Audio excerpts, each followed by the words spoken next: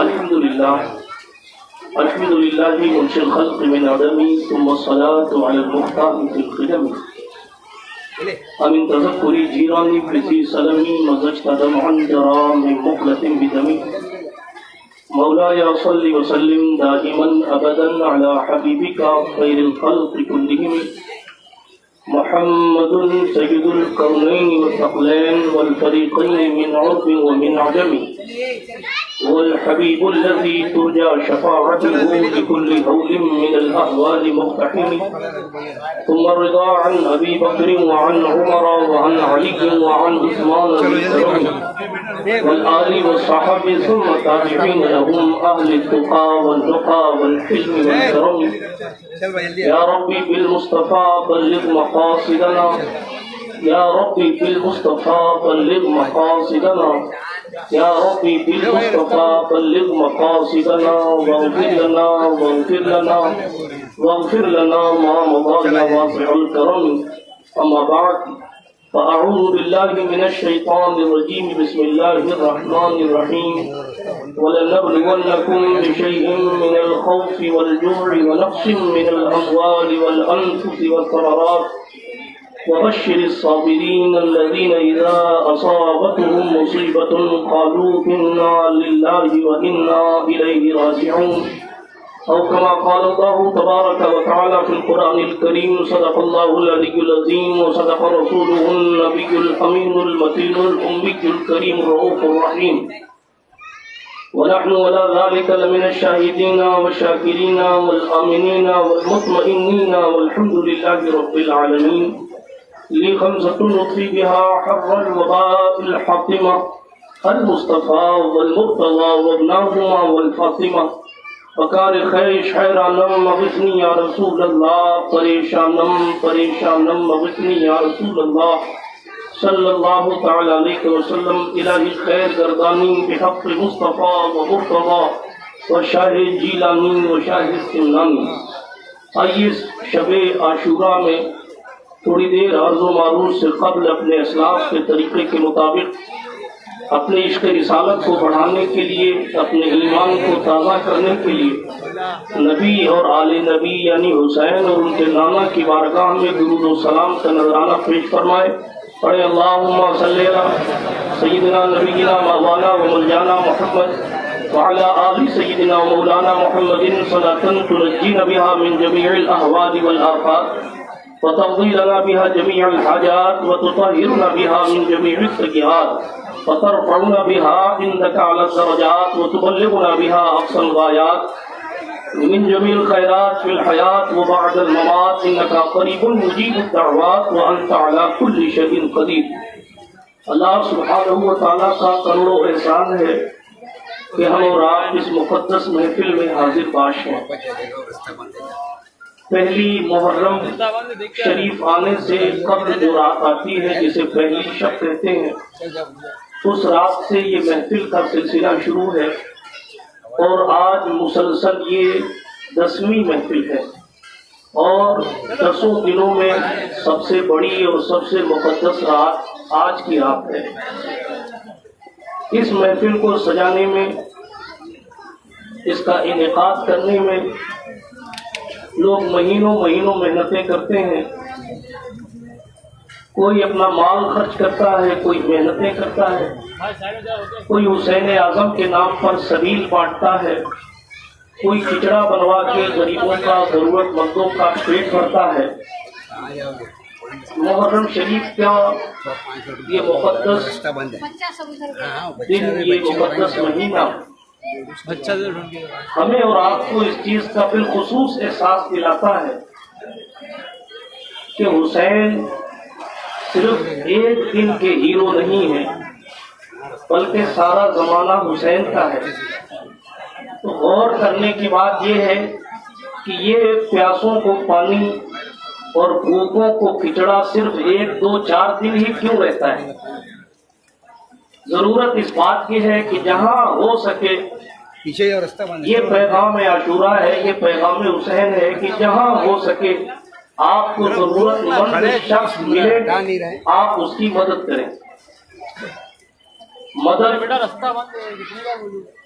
کسی بھی انسان کی جا سکتی ہے، جیسے کہ اس محفل پاک میں تعاون بہت سے پرشاسن کے اعلیٰ ادھیکاریوں کا، اہل سیاست کا ہوتا ہے، جیسا کہ آپ نے ناظم اجلاس سے بھی سماعت فرمایا کہ ہمارے اس بھائی کلّہ کی موجودہ MLA یامنی صاحبہ یہاں محفل میں تشریف آور ہوئی ہیں۔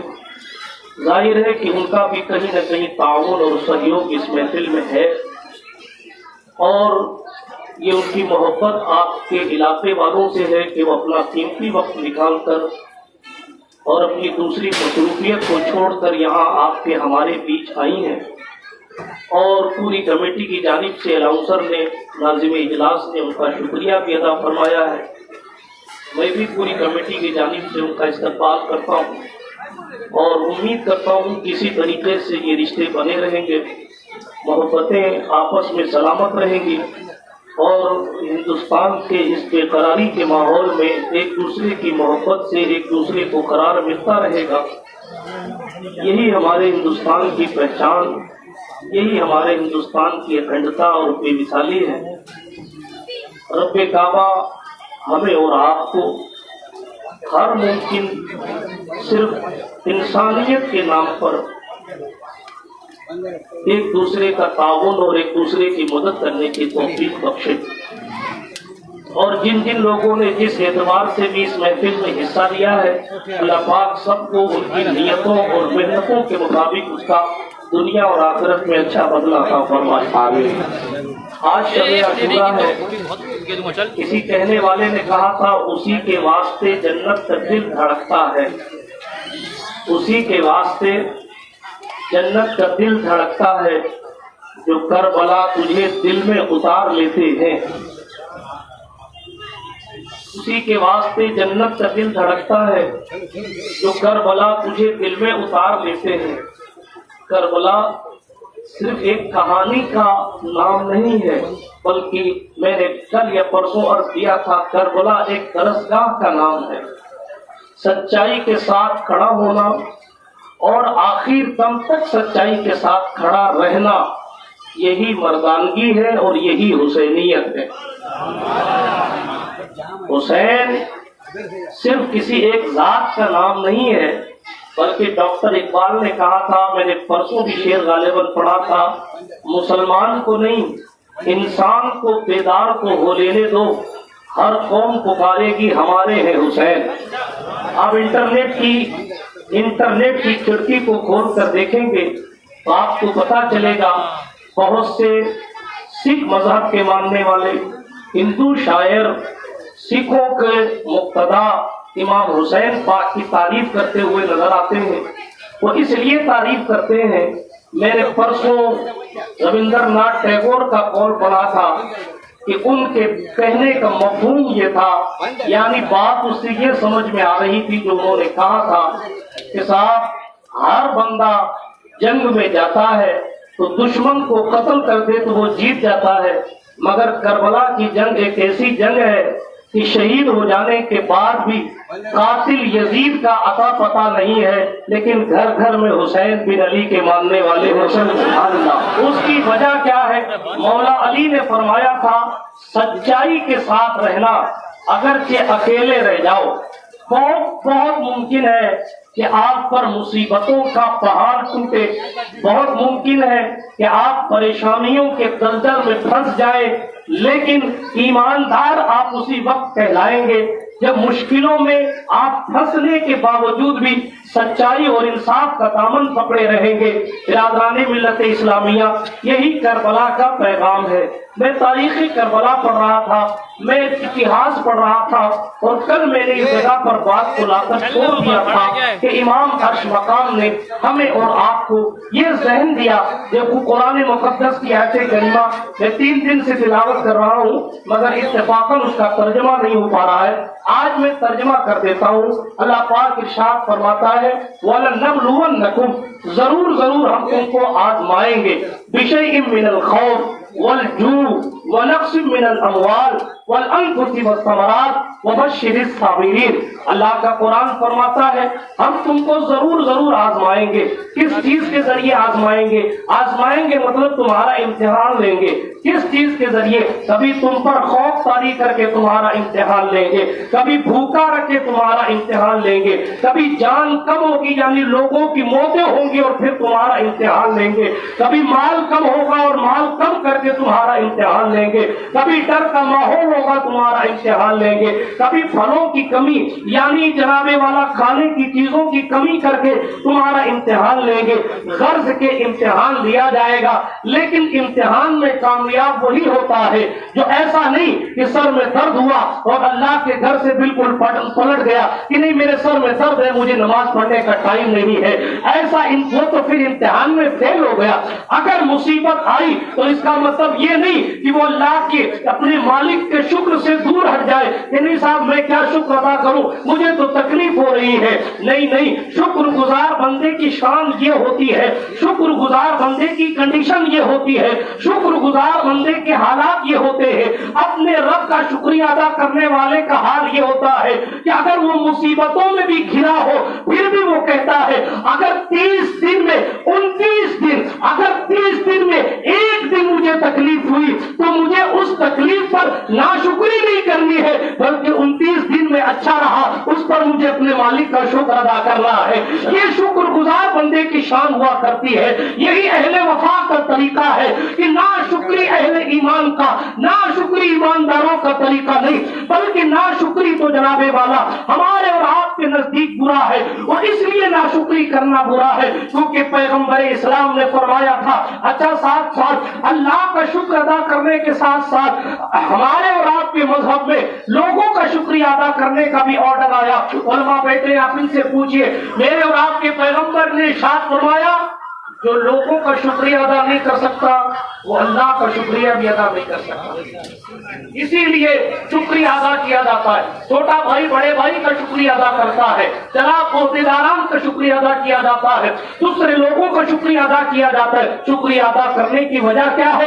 وجہ یہ ہے کہ تاکہ تہابو دوسری روایت میں آیا تیزی کے ساتھ آگے بڑھتا ہوں ورنہ قصہ رہ جائے گا. عرض یہ کر رہا تھا ہمیشہ شکر گزار بندے بن کر رہیے. اگر تکلیف آتی ہے تو صبر کیجئے, مصیبت آتی ہے تو صبر کیجئے, پریشانی آتی ہے تو صبر کیجئے. چھوٹی موٹی پریشانیوں پر اپنے مالک کی ناشکری کرنا یہ حسینیوں کا کام نہیں ہے. حسین پاک نے تو سب کچھ لٹا کر بھی اپنے مالک کا شکر ادا کیا تھا. قرآن کہہ رہا ہے ہم تمہیں آزمائیں گے, ہم تمہارا امتحان لیں گے.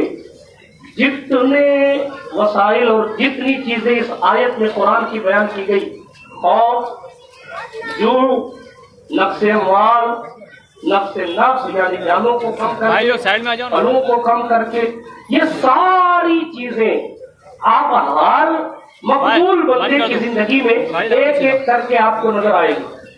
آپ دیکھیں حضرت غریب نواز کی زندگی ہے, امتحان ایسا نہیں کہ اس کا نہیں لیا گیا.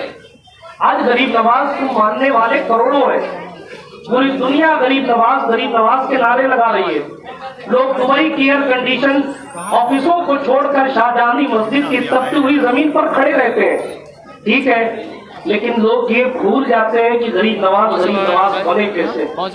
آپ 5 منٹ کے لیے اپنا گھر بستر چھوڑ کے مسجد نماز پڑھنے نہیں جاتے, اور وہ اپنا وطن چھوڑ کر دین کے لیے ایران سے, سجستان سے ہندوستان کی سرزمین پر تشریف لائے تھے 900 سال پہلے. غور کرنے کا مقام یہ ہے کہ ہم نے صرف یہ دیکھا کہ رزلٹ کیا, محنتیں ہم نے بڑھا دی کہ ہمارے بڑوں نے محنتیں کیا کی تھی. مصیبتوں کا پہاڑ اپنے سر پہ رکھ کر ان لوگوں نے کیسے اپنے رب کعبہ کو بنایا تھا. میرے دوستوں, قرآن کیا کہہ رہا ہے؟ ضرور ضرور ہم تمہیں آزمائیں گے. کیسے آزمائیں گے؟ آزمایا اس لیے جائے گا تاکہ پتا چلے کہ تمہارا بھائی امتحان کیوں لیا جاتا ہے. ایک بچہ اسکول میں پڑھتا ہے, اس کا امتحان لیا جاتا ہے. ظاہر بات ہے کہ کئی مرتبہ دوسرے اسکول کے لوگ ایگزام لیتے ہیں, کئی مرتبہ بورڈ کا ایگزام ہوتا ہے, تاکہ پتا چلے کہ پڑھانے والوں نے اس کو پڑھایا کیا ہے. تربیت کرنے والوں نے اس کی تربیت کتنی کی تاکہ پتا چلے کہ اس کی کوالٹی کیا ہے، تاکہ پتا چلے کہ اس کا منصب و مرتبہ کیا ہے۔ اور ایک بات، کبھی کبھی ایسا بھی ہوتا ہے کہ جس نے پڑھایا ہے وہ جانتا ہے کہ میرا فلاں اسٹوڈنٹ کتنا قابل ہے، جس نے پڑھایا ہے وہ جانتا ہے کہ میرا فلاں طالب علم کتنی علمی حیثیت رکھتا ہے، لیکن اس کے باوجود بھی اس کا امتحان لیتا ہے۔ تو کبھی امتحان اس لیے لیا جاتا ہے تاکہ سامنے والی قابلیت کو ناپا جائے، اور کبھی امتحان اس لیے لیا جاتا ہے تاکہ اپنے اسٹوڈنٹ کی قابلیت لوگوں کو بتائی جائے۔ بات سمجھ آ رہی ہے آپ کو؟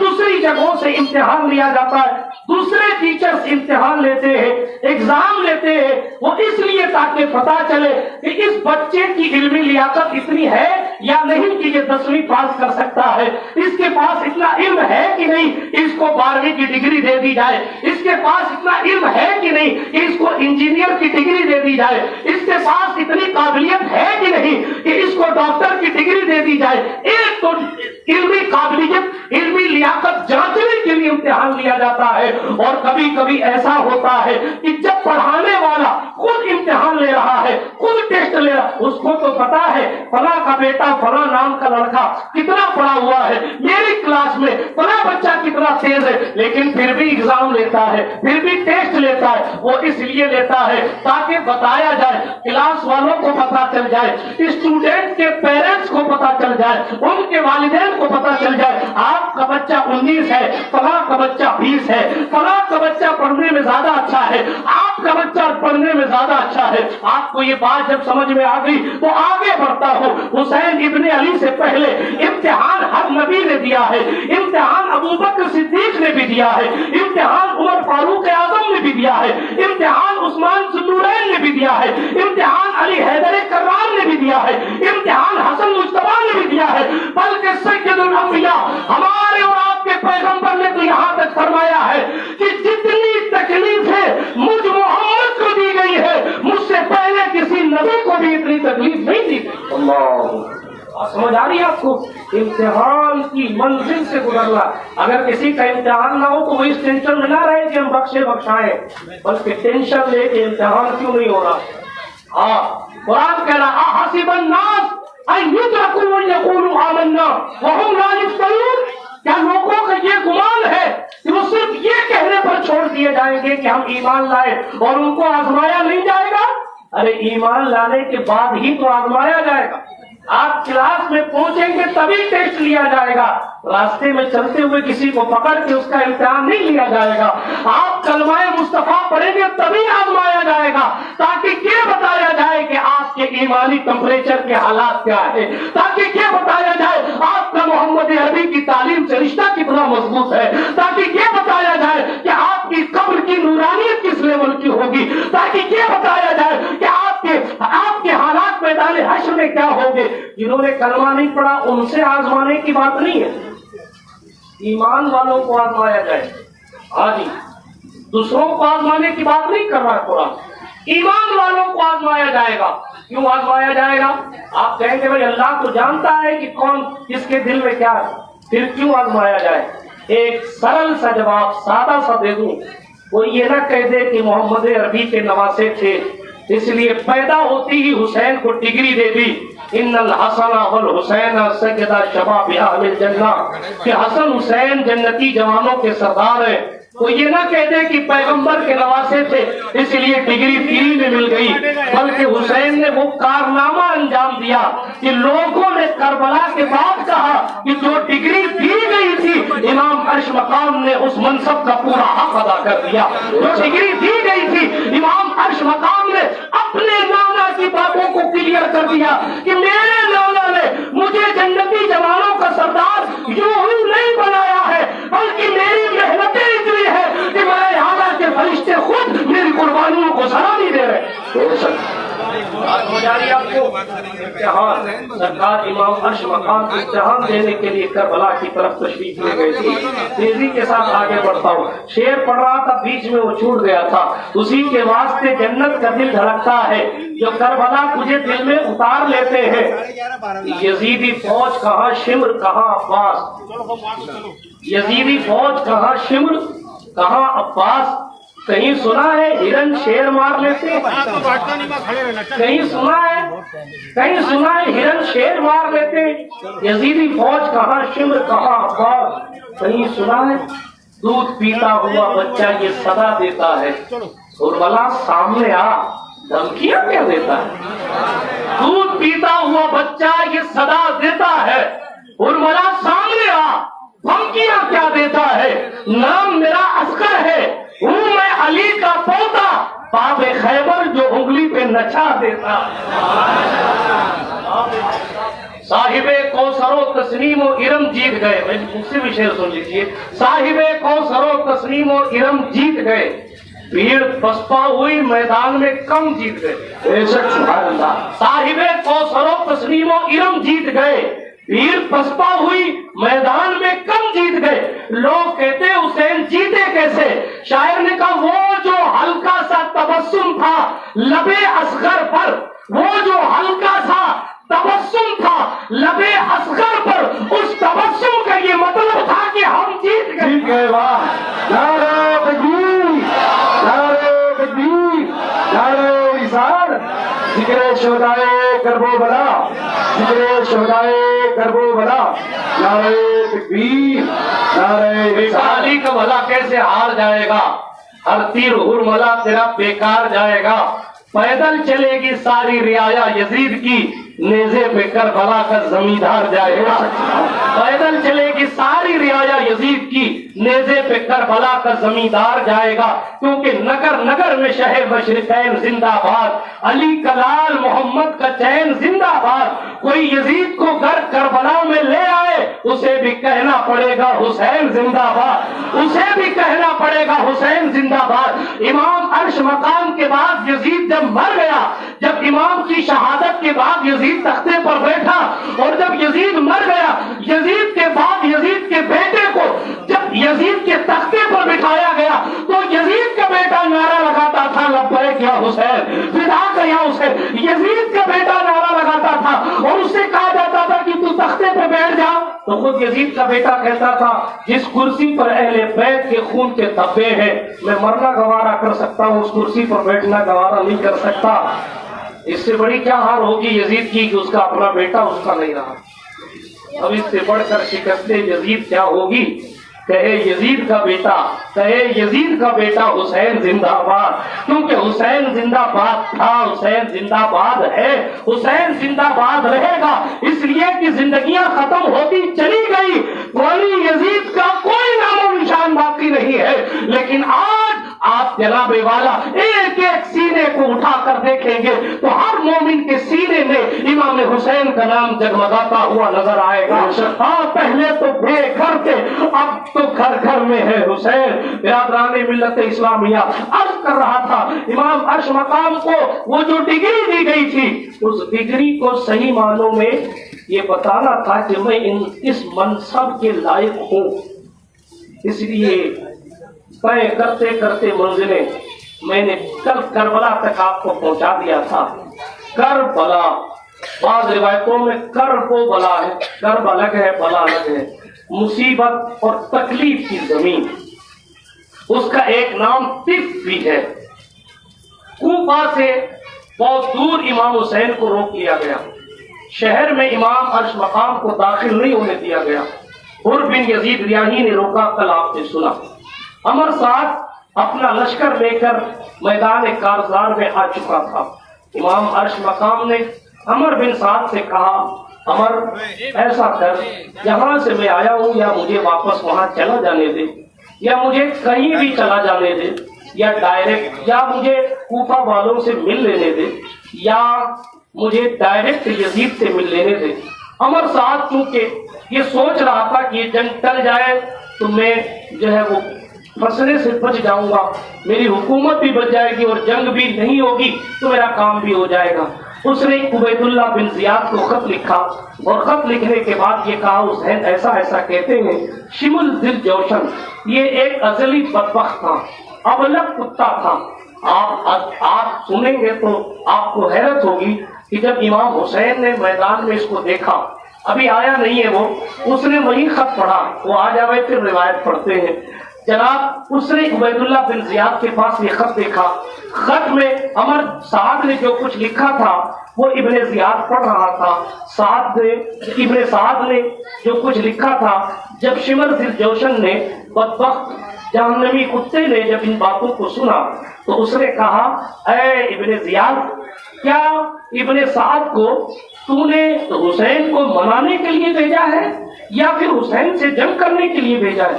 یہ جنگ سے پیچھے ہٹنے کی باتیں کیوں کر رہا ہے؟ اس کو لکھ، اس کو ابھی لکھ کہ حسین اس سے پہلے کہ کربلا سے پلٹے یا تو ہاتھ پر بیعت کر لے یا پھر ان پر تیروں کی برسات کر دے، تلواروں کی بجلیاں گرا دے۔ شمر ذی الجوشن نے ایسا برگلایا ابن زیاد کو کہ ابن زیاد ابن نامعلوم نے شمر ذی الجوشن کے ہاتھ ایک خط دیا اور شمر سے کہا، جا تو خود کربلا جا اور جانے کے بعد یہ پیغام میرا لے کر جا اور ابن سعد سے کہ تو ادھر ادھر کی بات مت کر، صلح سپاٹے کی بات مت کر، بلکہ جنگ کے لیے تیار ہو جا۔ اگر تجھ سے جنگ نہیں ہوتی تو رے کی حکومت چھوڑ دے، میرا لشکر چھوڑ دے۔ شمر ذی الجوشن لشکر کے ذریعے امام حسین سے لڑ لے گا، معاذ اللہ رب العالمین۔ شمر ذی الجوشن میدان کربلا میں پھر ہزاروں کی فوج لے کر پہنچا اور ابن سعد کو جب اس نے وہ پرچہ دکھایا، ابن سعد غصہ تو بڑا ہوا، شمر ذی الجوشن کو بڑی باتیں سنائی، کھری کھوٹی سنائی، لیکن شمر کے پاس حکومتی پاور تھا۔ شمر نے کہا، دیکھ بھائی، اگر تجھے قیادت کرنی ہے تو قیادت کر، ورنہ پھر چلا جا یہاں سے، میں لشکر دیکھ کر حسین اعظم کو میں شہید کر دوں گا، نعوذ باللہ من ذالک۔ ابن سعد نے کہا، او بدبخت، تیری وجہ سے یہ بنتی یعنی یہ جنگ تیار ہو گئی ہے، میں تو یہ سمجھ رہا تھا کہ لڑائی رک جائے گی، لیکن تیری بدبختی کی وجہ سے یہ لڑائی واقعی ہو کے رہے گی۔ داستان بڑی لمبی ہے، تیزی کے ساتھ آگے بڑھتا ہوں۔ شمر ذی الجوشن کو جب امام حسین نے دیکھا تو فرمانے لگے، میرے نانا نے بالکل سچ فرمایا۔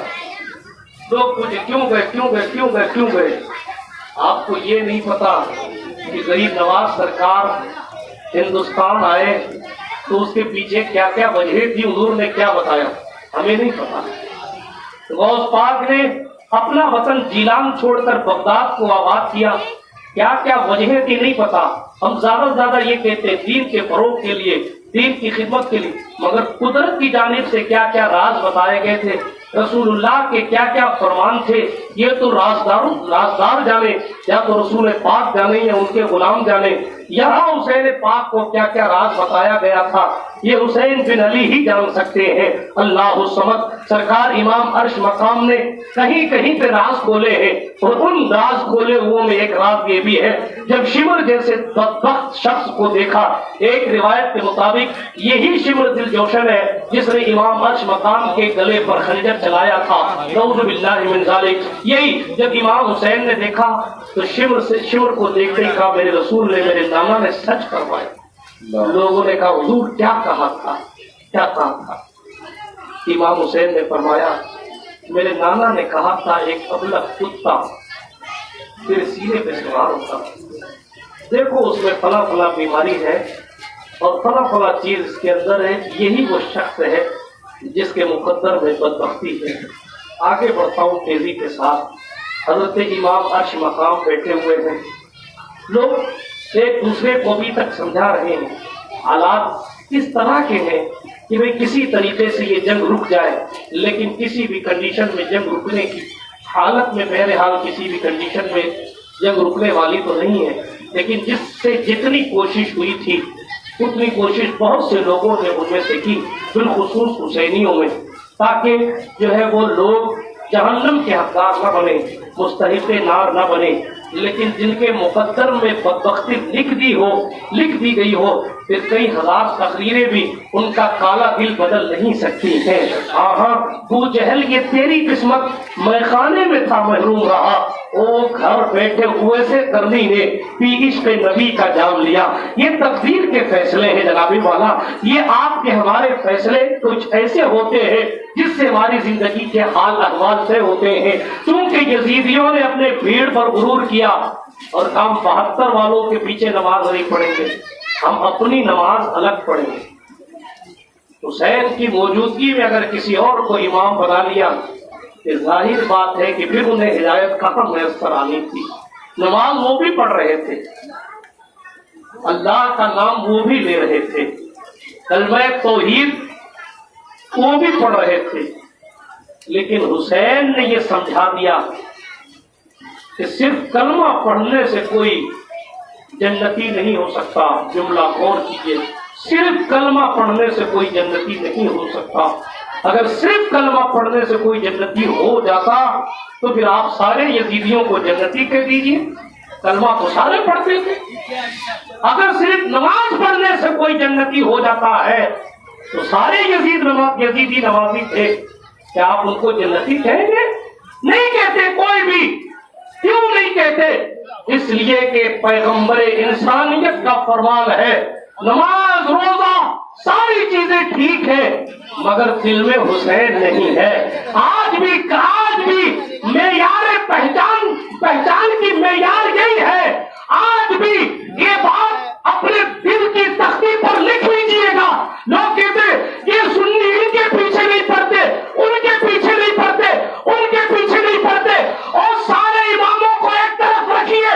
ہمارا ایک سیدھا سا فیصلہ ہے, ہم دیکھتے ہیں یزیدیوں کے پاس کلمہ بھی ہے, نماز بھی ہے, قرآن بھی ہے, تلاوت بھی ہے, سب کچھ ہے, صحابہ کی اولاد بھی ہے, لیکن صحابی کی اولاد کو بھی ہم امامت کے مسئلے پر نہیں لائیں گے, چاہے جائے کہ ہم کا امام کیوں نہ ہو. ہم یہ دیکھتے ہیں کہ دل میں حسین ہے کہ نہیں ہے. اگر دل میں حسین ہوتا ہے تو ہم اسے امام بنا لیتے ہیں. اگر حسین کے ذکر سے چہرہ بگڑتا ہے تو ہم اسے جوتے پر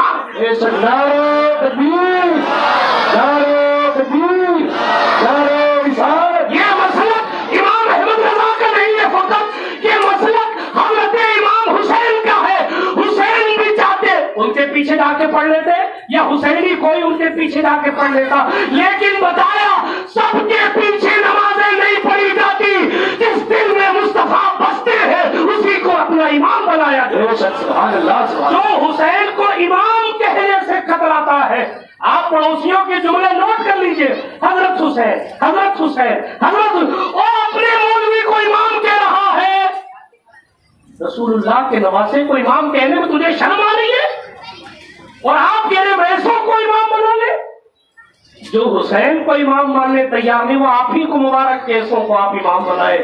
ہمارا تو سیدھا سا فیصلہ یہ ہے, اگر دل میں حسین ہے تو یہاں بھی امام ہے, وہاں بھی امام ہے. اور دل میں حسین نہیں ہے, میرے اور آپ کے پیغمبر نے فرمایا لو سعید رجلا لو ان رجلا سعید بین الرکن والمقام, اگر کوئی شخص حجر اسود اور مقام ابراہیم کے پاس کھڑے ہو کر بھی نماز روزہ کرے اور دل میں اہل بیت کا بغض ہو, حضور فرماتے ہیں دخل النار, اس کا سیدھا ٹکٹ جہنم کا.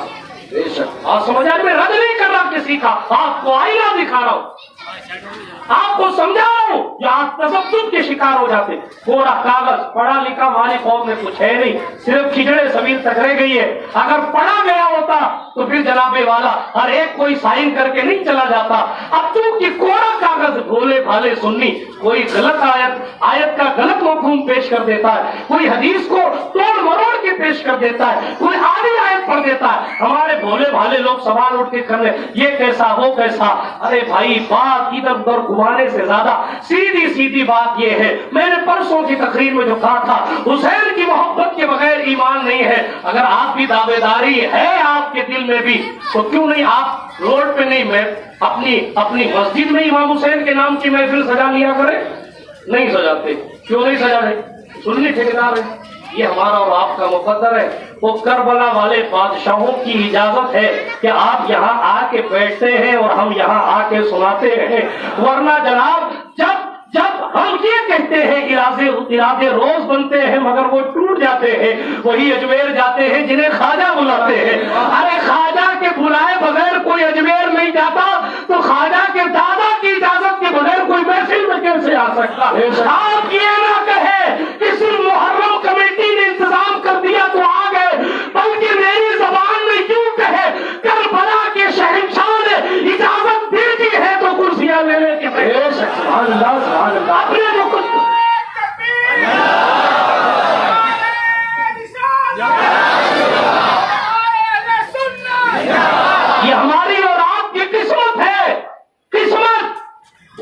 حسین وہ ہے جن کا ذکر جنات بھی کرتے ہیں. حسین ایسی ذات ہے جس ذات پر، جس کی شہادت پر غریب نواز خود خطابت کرتے ہیں. سننے والا، بولنے والا میرے جیسا نہیں ہوتا، بولنے والا غریب نواز جیسا مقرر ہوتا ہے. بولنے والا بابا فرید الدین ہوتے، بولنے والے قطب الدین بختیار کاکی ہوتے. پڑھیے آپ حضرت بابا فرید کے ملفوظات، آپ کو پتا چلے گا. حضرت بابا فرید الدین محبوب الہی گنج شکر کے پیر و مرشد ہے. حضرت بابا فرید الدین مسعود گنج شکر محرم میں جب امام حسین کی شہادت پڑھنے کے لیے ممبر پر بیٹھتے، صرف اتنا کہتے کہ کربلا میں امام حسین شہید ہوئے، بے ہوش ہو کے گر گئے.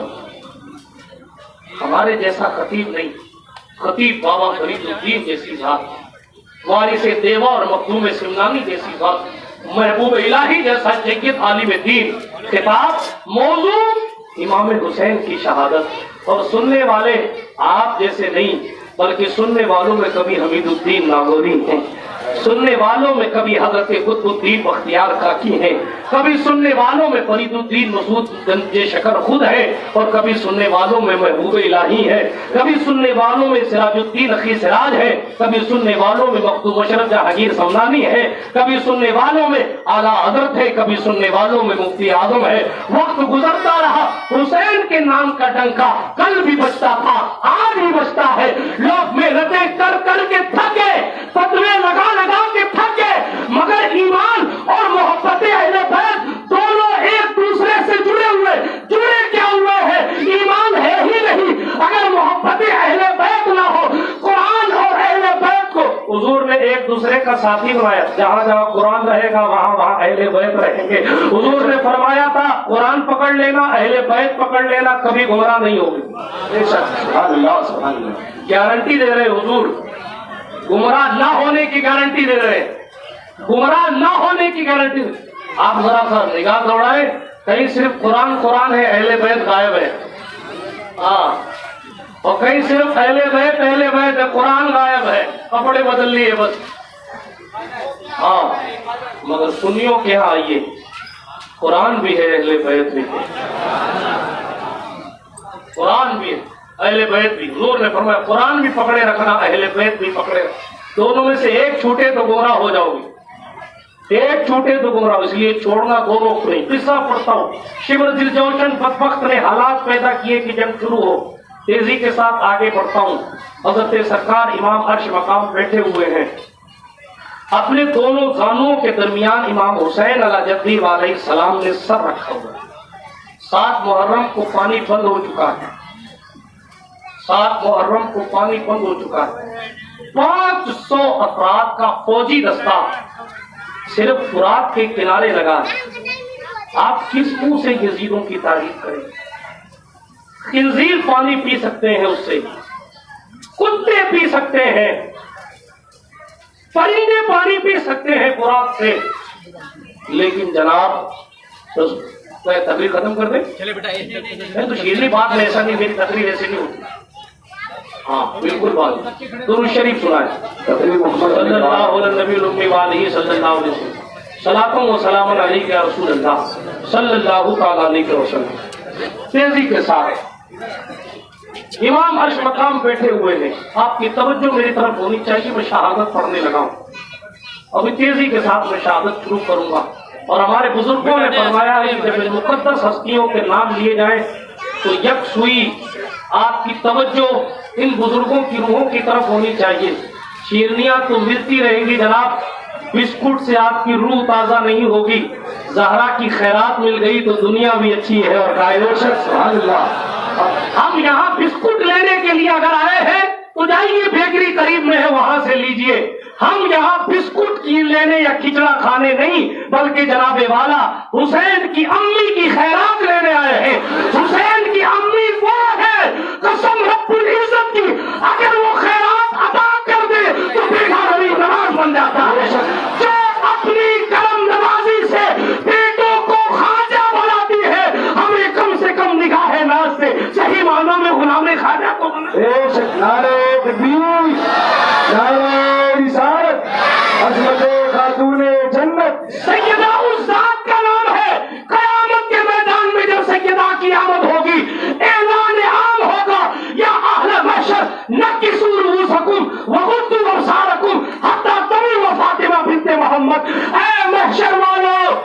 نگاہیں جھکا لو، اپنے سروں کو جھکا لو، اس لیے کہ خاتون قیامت، خاتون جنت، مخدومہ کائنات، ملکہ فردوس سے بڑی شہزادی مصطفیٰ، دلہن مرتضیٰ، حسنین کی امی حضرت فاطمہ زہرا اپنی 70,000 کنیزوں کے ساتھ بجلی کی طرح پلسرات سے گزر رہی، ان کی خیرات کے لیے، حسین اعظم کی خیرات کے لیے۔ عباس علمدار کا لقب باب الحوائج ہے، حاجتیں پوری نہ ہوتی ہوں تو عباس علمدار کا وسیلہ لے لیا کرو۔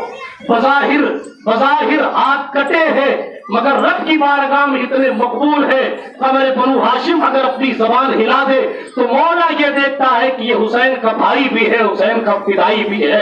برادران ملت اسلامیہ، اس لیے توجہ کے ساتھ آپ سنیے، امام عرش مقام بیٹھے ہوئے ہیں اور 7 محرم الحرام کو جناب والا جو ہے وہ پانی بند کیا جا چکا ہے، تو یزیدیوں نے یہ قانون لگا دیا، بچے پانی پی سکتے ہیں، دوسروں کے بچے، اہل بیت نہیں پی سکتے، کتے پانی پی سکتے ہیں، معاذ اللہ اہل بیت اطہار کے بچوں کو نہیں ملے گا۔ بتائیے یہ مسلمان ہونا تو دور کی بات، یہ تو انسانیت سے بھی گری ہوئی چیز ہے، نعوذ باللہ من ذالک۔ 500 لوگ صرف اس لیے فرات پر لگائے گئے ہیں تاکہ سکینہ پیاسی ہو، علی اصغر پیاسے رہے، علی اکبر پیاسے رہے، حضرت امام حسین پیاسے رہے، سرکار ام رباب پیاسی رہے، حضرت زینب بنت علی پیاسی رہے، حضرت سرکار امام زین العابدین علی الاوسط پیاسے رہے۔ 500 لوگوں کا پہرا فرات پر لگایا گیا ہے، اسی لیے استاد زمان نے فرات کو ٹھوکر مارتے ہوئے یوں کہا، خشک ہو جا خاک ہو کر خاک میں مل جا فرات، خاک تجھ پر دیکھ تو سوکھی زبانیں اہل بیت، تیری قدرت جانور تک آب سے سیراب ہو، پیاس کی شدت میں تڑپے بے زبان اہل بیت، پیاس کی شدت میں تڑپے بے زبان اہل بیت۔ ہاں کس شقی کی ہے حکومت، ہائے کیا اندھیر ہے، دن دہاڑے لٹ رہا ہے کاروان اہل بیت، گھر لٹانا جان دینا کوئی تجھ سے سیکھ لے، جان عالم ہو فدا اے خاندان اہل بیت، جان عالم ہو فدا اے خاندان اہل بیت۔ اپنا سودا بیچ کر بازار سونا کر گئے، کون سی بستی بسائی تاجران اہل بیت۔ امام عرش مقام موجود ہے، آج 9 محرم الحرام کی تاریخ ہے، سرکار امام عرش مقام موجود ہے، امام عرش مقام علی جدہ علیہ السلام اپنے دونوں گھٹنوں کے درمیان سر رکھ کے بیٹھے بیٹھے اونگ آ گئی، اچانک آنکھ کھلی، پریشان نظر آئے۔ امام زین العابدین نے پوچھا کیا ہوا؟ کہا نانا کو خواب میں دیکھا، نانا ارشاد فرماتے ہیں حسین جب بھی میرے پاس آنے والے تھے کوہرام مچ گیا کہ اب جس وعدے کو وفا کرنے کی باتیں بچپن میں کی تھی وہ وقت آ چکا ہے کہ یہ ہمارا مقتل بنے گا، یہ ہماری آخری آرام گاہ کرے گی۔ اللہ اکبر کبیرہ۔ حضرت عباس نے کیا دیکھا، کوفیوں کی طرف سے 9 تاریخ کو ہی ایک چھوٹا سا لشکر لڑنے کے لیے حضرت امام حسین اٹھے، حضرت عباس علمدار کہنے لگے بھائی آپ اٹھیں میں جا کے بات کرتا ہوں۔ حضرت عباس علمدار آگے بڑھے اور عباس علمبردار نے پوچھا کس لیے آئے ہو؟ میرے حال شارٹ میں کروں وہ اسی دن جنگ کرنے کے لیے تیار، 9 تاریخ کو ہی جنگ کرنے کے لیے تیار۔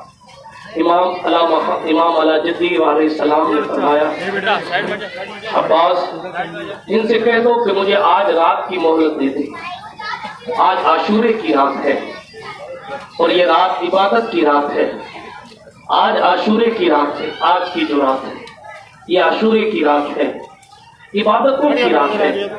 تم جانتے ہو ہمیں قرآن سے کتنی محبت ہے،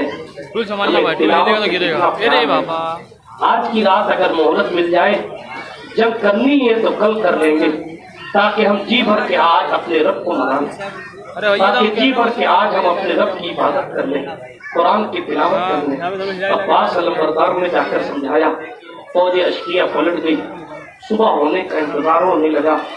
اب جب امام کو یہ یقین ہو گیا کہ آج کی رات آخری رات ہے، آپ ذرا غور کریں، اگر کسی کو یہ کہہ دیا جائے، صرف یہ کہہ دیا جائے کہ یہاں جتنے لوگ بیٹھے ہیں سب کو جیل بھیج دیا جائے گا تو شاید باید کوئی بیٹھے گا، مگر حسینی تھے، ان کو یہ پتا چل گیا کہ کل جو رکے گا ذبح ہو جائے گا، کل جو رکے گا کٹ جائے گا، کل جو رکے گا شہید ہو جائے گا۔ امام عرش مقام نے سب کو جمع کیا۔ امام زین العابدین اپنے بابا کے قریب بیٹھ گئے۔ حضرت سرکار سید الشہداء موجود ہیں۔ زہیر بن قین البجلی کو بلایا گیا۔ حضرت مسلم ابن عجوسہ الاسدی تشریف آور ہوئے۔ حبیب ابن مظاہر قریب آئے۔ وفاداران حسین عالی مقام امام حسین کے قریب قریب آ کے بیٹھ گئے۔ خیمے میں عورتیں بھی امام حسین کے خطبے کی طرف متوجہ ہو گئیں۔ آپ کو معلوم ہے رات میں یہ محفل بلائی گئی اور حسین اعظم نے چراغ بجھا دیا اور پھر حسین نے خطبہ کہا تھا۔ اگر وقت ہوتا میں خطبہ دیکھ کر آپ کو سناتا، بلکہ سنا دیتا ہوں، درود شریف پڑھیں، لفظ بلفظ سناتا ہوں۔ صلی اللہ علیہ وسلم صلاۃ و سلام علیک یا رسول اللہ صلی اللہ تعالی علیہ وسلم۔ امام عرش مقام نے اپنے تمام ساتھیوں کو جمع کیا اور جمع کرنے کے بعد حضرت امام پاک نے خطبہ ارشاد فرمایا، جس کو علامہ طبری نے تاریخ طبری میں لکھا ہے۔ عربی نہیں پڑھ رہا، ترجمہ پڑھ رہا ہوں۔ کون سی رات ہے؟ آخری رات ہے، صبح شہید ہو جانا ہے۔ اپنے ساتھیوں کے ساتھ بیٹھے ہیں اور ان لوگوں کے ساتھ بیٹھے ہیں جنہیں یقین ہو چلا ہے کہ اب یہ ہماری زندگی کی آخری رات ہے، اب ہم کل کی رات نہیں دیکھیں گے۔ اگر کسی کو وطن چھوڑنا پڑے اور وطن سے بمبئی آنا ہو تو اس کی آخری رات کی آدھی نیند غائب ہو جاتی ہے کہ کل میں 1 سال کے لیے پردیس جا رہا ہوں۔ مگر اللہ کوئی ایسا بھی ہے جو پوری زندگی چھوڑ کر پوری زندگی نام خدا پر وقت کر کے جانا۔ ایسے لوگوں کو بلایا حسین اعظم نے اور پھر کہا تمام تعریفیں اس اللہ کے لیے۔ خوشی، مسرت، تنگی، تکلیف میں اللہ تبارک و تعالیٰ کی بہترین حمد کرتا ہوں۔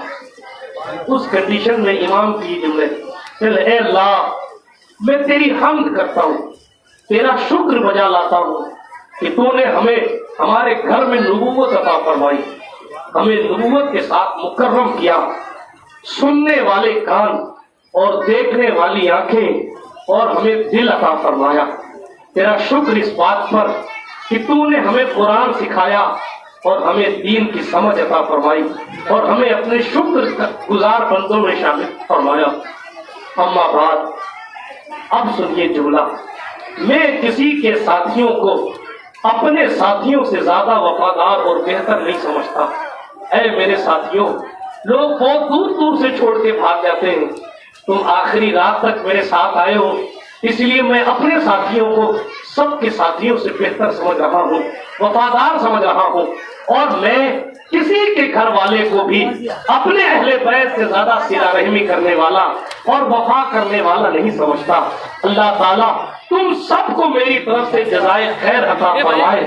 سن لو، میں یقین رکھتا ہوں کہ ہمارا دن ان دشمنوں سے مقابلے کا کل کا دن ہے، اور میں تم سب کو باخوشی اجازت دیتا ہوں کہ رات کی اس تاریکی میں چلے جاؤ، میری طرف سے کوئی ملامت نہیں ہوگی، میں کسی کے بارے میں نہیں کہوں گا کہ فلاں مجھے چھوڑ کے چلا گیا۔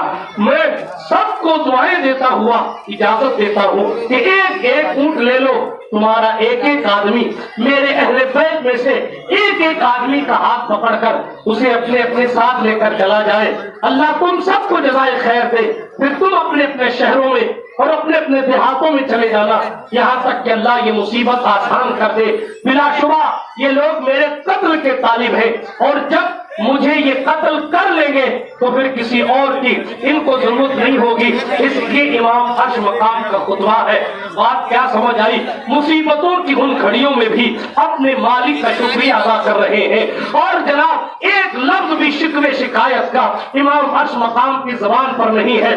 اپنے گھر والوں سے کہہ رہے، بلکہ آپ کی ایک زوجہ جو ہے وہ خاندان شاہی سے تھی، آپ نے اپنی بیوی کو فرمایا تھا، حضرت سرکار شہربانوں کو، شہربانوں اگر تم مجھے اجازت دو تو میں تمہیں طلاق دے دیتا ہوں، تم خاندان شاہی کی ایک بیٹی ہو، میں میرے گھر میں آئی ہو، اب کل کا دن میرا آخری دن ہے، کل سے تم بیوہ ہو جاؤ گی، اس لیے شہربانوں تم کہو تو میں تمہیں طلاق دے دوں اور تم پھر کہیں अच्छी जगह जाके घर बसा लेना। शहरबानों ने जवाब दिया, जिंदगी भर आपके दामन से वाबस्ता रही, कयामत की सुबह में भी आपके दामन करम से वाबस्ता रहना चाहती हो।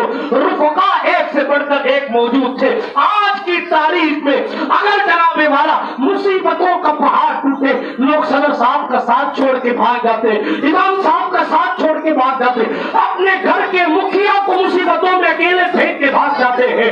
मगर हजारों लाखों सलाम उन वफादाराने करबला को, लाखों सलाम उन शहरियारे सरकार इमाम अर्श मकाम को, उन तमाम वफादारों को सलाम जिन्होंने क्या जवाब दिया। हजरत मुस्लिम बिन अजूसा कहने लगे, हजरत ऐ इमाम अली मकाम, हमारे पास तो असलहे हैं, तवज्जो है आपकी, हथियार है। अगर हथियार न होते, अगर असलहे ना भी होते और आपकी तरफ से लड़ना होता, अल्लाह की कसम पत्थर मार मार के दुश्मनों से लड़ते और आपके कदमों पर अपनी जान कुर्बान कर देते। अभी तो तलवारें हमारे पास हैं, अभी तो जिरहें हमारे पास है, अभी तो खुद हमारे पास है सर पे पहनने की लोहे की टोपी। अल्लाह अकबर कबीरा।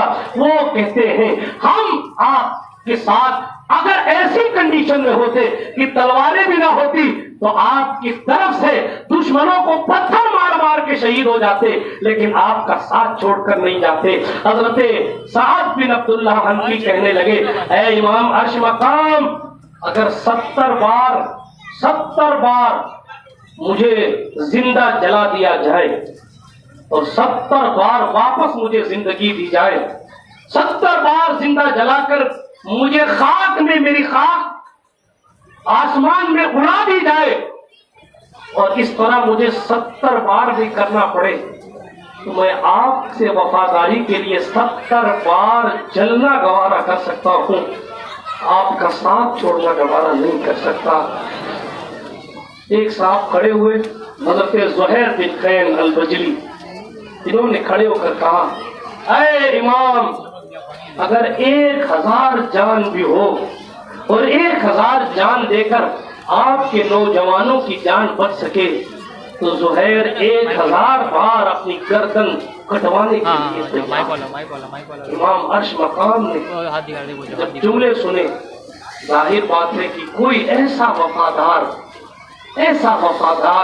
वफा देखनी है तो अब्बास अलग को देखो, वफा देखनी है तो मुस्लिम बिन अकील के भाइयों में देखो, वफा देखनी है तो उर्फ बिन यजीद रियाही में देखो। अल्लाह अकबर कबीरा।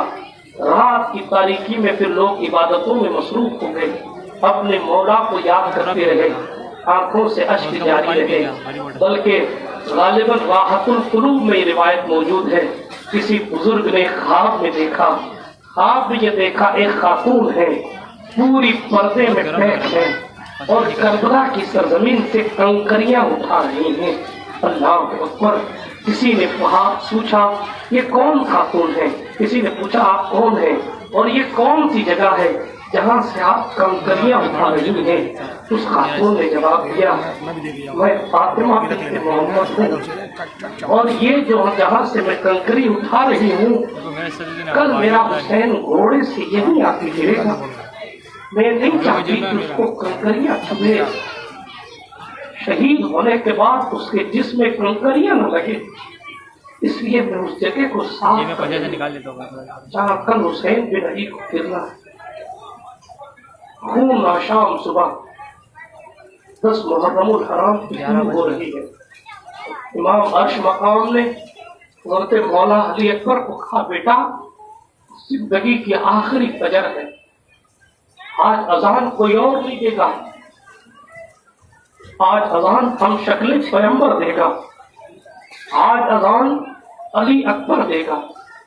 क्या नमाज वो नमाज थी जिसकी अजान मौला अली अकबर हुसैन बिन अली के शहजादे देते हैं और मुसल्ला इमामत पर इमाम हुसैन अपनी आखिरी फजर की नमाज अदा फरमा रहे।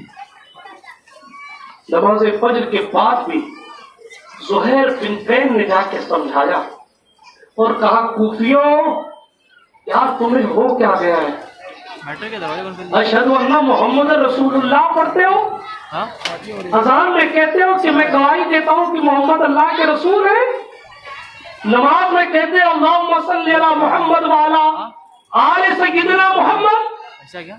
और उसी आले मुस्तफा पर पानी बंद करके रखा है। नमाज में उन्हीं पर सलाम भेज रहे हो और नमाज के बाद उन्हीं को प्यासा कर पा रहे हो, उनके खून के प्यासे हो गए हो। दुनिया ने कैसे तुम्हारी आंखों पर पट्टी बांध दी।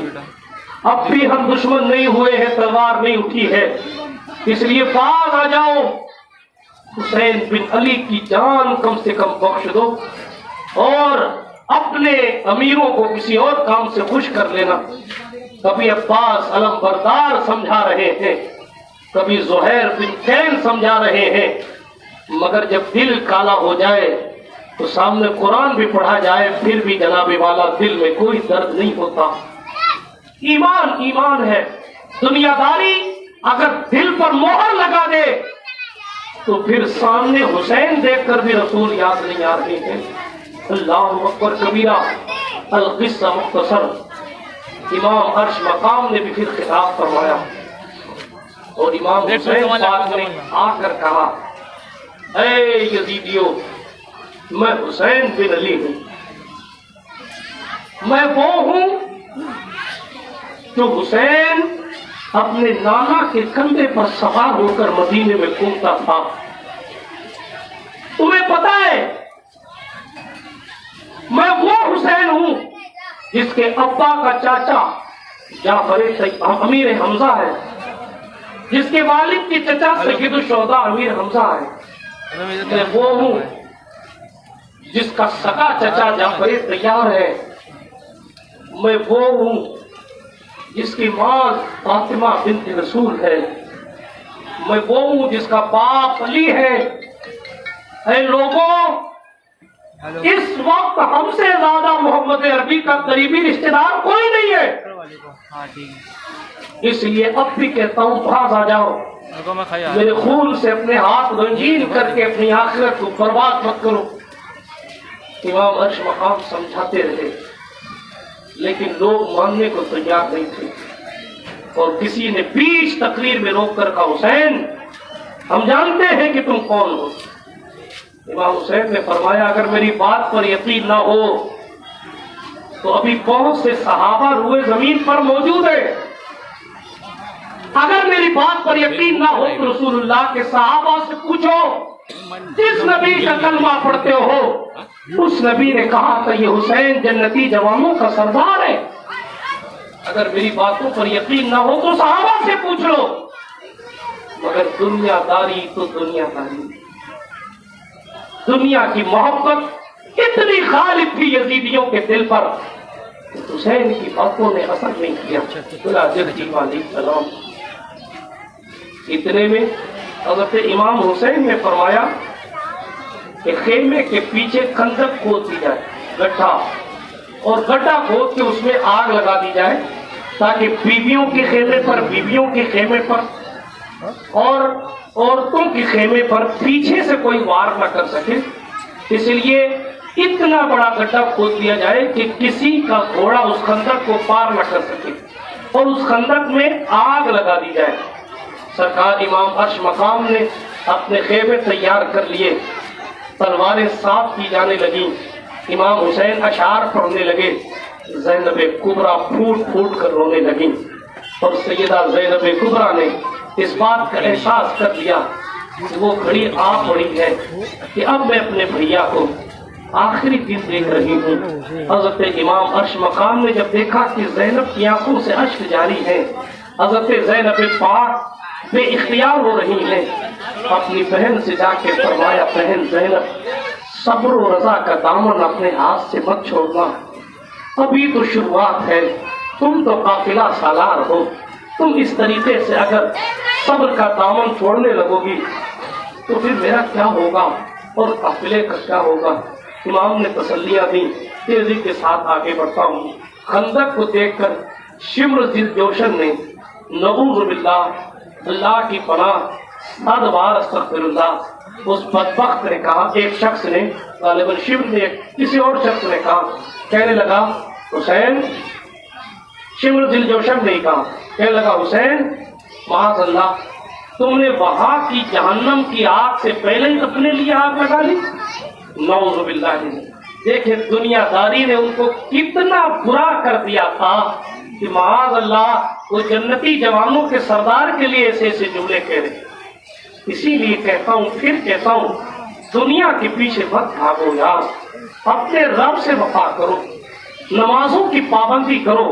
یہ چہرے کا حسن، یہ جوانی کا جوش، یہ اچھل کود، یہ سارے ایک دن ختم ہو جائیں گے. یہ بڑھاپے ہمیں اور آپ کو احساس دلاتے ہیں. کل زمین پر دوڑنے والا آج سیڑھیوں پر چڑھنے سے پرہیز کرتا ہے، کیونکہ یہ بتایا جاتا ہے کہ آخر ایک دن تجھے اس دنیا سے چلا جانا ہے. ہمیشہ ہمیش کی زندگی مرنے کے بعد کی ہوگی. کتنے 100 سال آپ کو آرام کرنا ہے نہیں پتا، یا برائی کر کے گئے تو کتنے 100 سال قبر میں عذاب جھیلنا ہے یہ بھی نہیں پتا. امام عرش مقام علی جدی علیہ السلام کے دیوانوں حضرت امام حسین علی جدی علیہ السلام بیٹھے. شمر نے جب ایسی گستاخی کی تو غالباً حضرت مسلم بن عجوسہ نے کہا حضور اجازت ہے، یا زہیر بن قین نے کیا آپ اجازت ہے تو تیر مار دوں. حسین کو دیکھو، حسین کو کہنے لگے، یہاں تک ہونے کے باوجود بھی فرمانے لگے نہیں، اپنی طرف سے پہلے تیر نہیں چلاؤں گا، پہلے اپنی طرف سے تیر نہیں چلاؤں گا. اس لیے کہ تاریخ اس بات کا خیال رکھے کہ حسین کربلا میں لڑنے نہیں آیا. اگر لڑنے آیا ہوتا، اگر کوئی خطیب یہ بیان کرے کہ حسین مجبور تھے، اس کی تقریر اس کے منہ پہ مار دیجئے گا. اس لیے کہ حسین مجبور نہیں تھے، حسین صبر و رضا میں راضی تھے. بلکہ آپ روایت کا تحقیقی جائزہ لیں گے تو آپ کو پتا چلے گا جناتوں کا بادشاہ حسین بن علی کی خدمت میں آیا. آپ اجازت دیجئے، چند منٹ لگیں گے، یزیدی لشکر کے پشتے گرا دیے جائیں گے. حسین نے فرمایا اگر بلانا ہی ہوتا تو آسمان سے فرشتے بلاتے نا، ہمیں تمہاری امداد کی ضرورت نہیں ہے. ہمیں تو اس یزیدیت کے چہرے سے نقاب اتارنا ہے. یزیدیت اسلام کا نقاب پہن کر، کلمے کا نقاب پہن کر، توحید کا نقاب پہن کر، نماز کا نقاب پہن کر جو لوگ غلط دین پیش کرنے کی فراق میں تھے، ان لوگوں کے چہرے سے ان کی مکاری کا نقاب ہٹانا ہے، اور اس کے لیے اپنی جان بھی دینی پڑے تو دے دی جائے. ورنہ میرے عشق کی بات کرے تو حسین اگر بلاتے تو جناتوں کی جماعت کے ساتھ مرے اعلیٰ کے فرشتے بھی آتے. اور صرف فرشتے نہیں بلکہ میرا ایمان کہتا ہے کہ اگر حسین بلاتے تو جناب قبروں سے اٹھ کر مردے بھی امام حسین کی مدد. آپ کہیں گے مولانا جذباتی ہو رہے ہو، میں کہوں گا میں جذباتی نہیں ہو رہا. حسین کے پوتے نے بغداد کی زمین پر بچپنے میں دکھایا کہ عبد القادر جیلانی اتنا کہے اے مردو اٹھ جاؤ، نانا سے بچا لو. نانا سے بچانے کے لیے 300 مردے جب عبد القادر کے پرانے پر آ سکتے ہیں تو یزیدیوں کے مقابلے میں حسین کو بچانے کے لیے قبروں کے مردے کیوں نہیں آتے؟ سبحان اللہ، سبحان اللہ. لیکن حسین کو بلانا تھا ہی نہیں، پاور کا استعمال کرنا ہی نہیں تھا، اختیار دکھانا ہی نہیں تھا. جن کے پوتے ٹھوکریں مار کر مردے اٹھا دیتے ہیں وہ جملوں سے بلا نہیں سکتے تھے مدد کے لیے. ایک جنات کئی 100 کے لیے کافی ہوتا ہے کیونکہ وہ دکھتا نہیں ہے. اور جناتوں کا بادشاہ خدمت میں آئے اور حسین کہ نہیں، اختیار نہیں دکھانا ہے. اگر کسی اور کی امتحان میں مدد لے لی جائے تو اسے نقل کہتے ہیں. کسی اور کی امتحان میں مدد لے لی جائے تو جناب وہ نقصان کا باعث ہے. بار بار ایک بات پر جتنا کم کرنا، ایک بات پر درود شریف سنا صلی اللہ علیہ نبی الامی والی صلی اللہ علیہ وسلم صلاۃ تبقى وتدوم بدوام الملك الحي القيوم. عرض یہ کر رہا تھا امام عرش مقام ابھی تک اس خیال میں ہے کہ جنگ رک جائے، ورنہ امام حسین میں نے شروع میں عرض کیا تھا حاجیوں کو لے کر جا سکتے تھے. امام حسین जिन्नातों को बुला सकते थे। हमें हुसैनी शहजादा है जिसको मीरा सैयद अली दातार कहा जाता है। इमाम हुसैन का पोता है जिसे मखदूम अशरफ जहांगीर समदानी कहा जाता है। रोजाना सैकड़ों जिन्नातों को बिलखुसूस ये दोनों शहजादे ठीक करते हैं। हाँ जी, सैकड़ों जिन्नातों को थपेड़ी लगाकर ठीक करते हैं। आप गौर कीजिए कि जब सदियों बाद उनकी औलाद जिन्नातों को ठोक के ठीक कर देती है तो हुसैन बुलाते तो अपने पराए सारे नहीं आ जाते, लेकिन ताकत तो दिखानी नहीं थी। अगर जान बचा के आ जाते तो फिर शहीद आजम की डिग्री कहाँ मिलती? शहीद आजम की डिग्री कहाँ मिलती? सैयदुल शुहदा का मनसब व मर्तबा कहाँ मिलता? उन्हें तो डिग्री हासिल करनी है, वो डिग्री जो मुस्तफा ने अपनी जबान से कह दिया था कि ये मेरा बेटा करबला में शहीद हो जाएगा। खानदान कट सकता है, मुस्तफा की जुमरे पलट नहीं सकते। बेशक अब नाना की बात भी तो बतानी है। तारीख में आपको कहीं नहीं मिलेगा। ये मिलेगा कि हज़रत अली ने कहा हुसैन शहीद हो जाएगा, ये मिलेगा सैयदा ने कहा मेरा बेटा शहीद हो जाएगा, ये इतिहास में मिलेगा हुजूर ने फरमाया मेरा बेटा शहीद हो जाएगा। ये कहीं नहीं मिलेगा किसी ने हाथ उठाकर कहा हो कि अल्लाह ये जंग टाल दे। ये कहीं नहीं मिलेगा किसी ने हाथ उठाकर कहा हो ए अल्लाह हुसैन को करबला जाने से बचा ले। नहीं, अगर मिलेगा तो सिर्फ इतना ए अल्लाह हुसैन को साबित कदम रखना। हज़रत इमाम अशमकाम अला जद्दी अलैहिस्सलाम है, करबला के रेखदार है। मैं क्या क्या बयान करूं। आखिर में ये हुआ अमर साद ने अपनी तरफ से तीर चलाया और अमर बिन साद ने तीर चलाकर कहा लोगों गवाह रहना हुसैन के खिलाफ करबला में सबसे पहला तीर मैंने चलाया। कितनी बड़ी बदबख्ती, जिसका बाप कल रसूल की तरफ से तीर चला रहा था आज वो हुसैन के खिलाफ तीर चला के कह रहा है कि मैंने पहला तीर मैंने चलाया है, गवाह रहना। बस दुनिया गवाह भी है उसकी बदबख्ती पर और कयामत तक गवाह रहेगी और कयामत के मैदान में अल्लाह हुसैन आजम का इंतकाम खुद लेगा। बिरादराने मिल्लत इस्लामिया तेजी के साथ आगे बढ़ रहा हूँ। जब तीर वहां से चल गया लड़ाई शुरू हो गई और सरकार इमाम अर्श मकाम की तरफ से भी लोग जाते रहे, लड़ते रहे, बहुत से लोग लड़ते रहे। एक तेजी के साथ आगे बढ़ता हूँ। इमाम अर्श मकाम की बारगाह में एक खातून हाजिर हुई थी और हाजिर होकर क्योंकि एक खातून करीब भी थी उनको पता चला कि करबला में हुसैन आए हैं और जंग होनी है। तो वो 9 तारीख को या 8 तारीख को इमाम हुसैन की खिदमत में अपना शहजादा लेकर आ गई। वो शहजादा जिसके पास वो जाकर कहने लगी कि बेटा मेरी चाहत ये थी कि तू दीन के लिए कुर्बान हो जा। माँ ऐसी हुआ करती थी बेटा मेरी चाहत ये थी कि तू दीन के लिए कुर्बान हो जाता। फिर कोई तुझे जंग का मौका मैसर नहीं आया। अब मैंने सुना है कि हुसैन करबला आए हैं। मेरी चाहत ये है कि मैं तेरे दूध को बख्श दूंगी, मैं अपना दूध बख्श दूंगी। तू बस मैदान में हुसैन के साथ जाकर दीन के लिए लड़ ले। उसने कहा अम्मी जान मेरी नई शादी हुई है, आप कहें तो मैं अपनी जोजा से इजाजत ले लूँ, अपनी बीवी से अपनी जोजा से इजाजत ले लूँ। कहा बेटा उसका हक है, उसके भी अरमान है, समझाएंगे इजाजत ले ले। आप मेरी कौम के जवानों आप आईपीएल के सट्टे खेलकर नमाजों पर नमाजें छोड़कर ये सोच रहे हैं कि हम बड़ी आसानी से जन्नत में चले जाएंगे। शहादत कहे गुल्फत में कदम रखना है। लोग आसान समझते हैं मुसलमानों को। इन जवानों की कुर्बानियां देखें आप जरा सा। अभी चंद दिन हुए शादी को, अपनी बीवी से कहते हैं अगर इजाजत दे मेरी माँ की तमन्ना पूरी करूं। बीवियां भी उस दौर की बीवियां थी। ये नहीं कि साहब मैं तो इजाजत नहीं देती, ये नहीं कि मेरे तो अरमान अभी बाकी, ये नहीं कि मेरी जिंदगी कौन चलाएगा, मुझे खर्चा नहीं दोगे तो मैं जीऊंगी कैसे, मेरे पास पैसे नहीं होंगे तो मैं मेकअप कैसे करूंगी। नहीं, हजार सलाम उन खवातीन पर जिनकी जिंदगियों पर आज तक मुसलमान सलामी भेजता है। उस खातून ने कहा जिंदगी भर के अरमान हुसैन के लिए कुर्बान है, जवानी में बेवा होना हुसैन के लिए मंजूर, मगर एक शर्त है। शर्त क्या? तो वो हुसैन के सामने यह स्वरूप लेके चलो। वो जवान अपनी माँ और अपनी बीवी के साथ मौला पाक की खिदमत में आए और आने के बाद अर्ज करने लगे। माँ ने कहा हुजूर अपने बेटे को आपकी खिदमत में पेश करना चाहते हैं। नजराने के तो नरम दिल इमाम फरमाने लगे क्यों अपनी बोझ क्यों नहीं करना, क्यों अपने आंखों का नूर बुझाना चाहती है। کیوں آئی ہو؟ مت آؤ۔ حضرت امام عرش مقام نے تسلی دینے کی کوشش کی مگر اس خاتون کے جذبات میں مثال تھے۔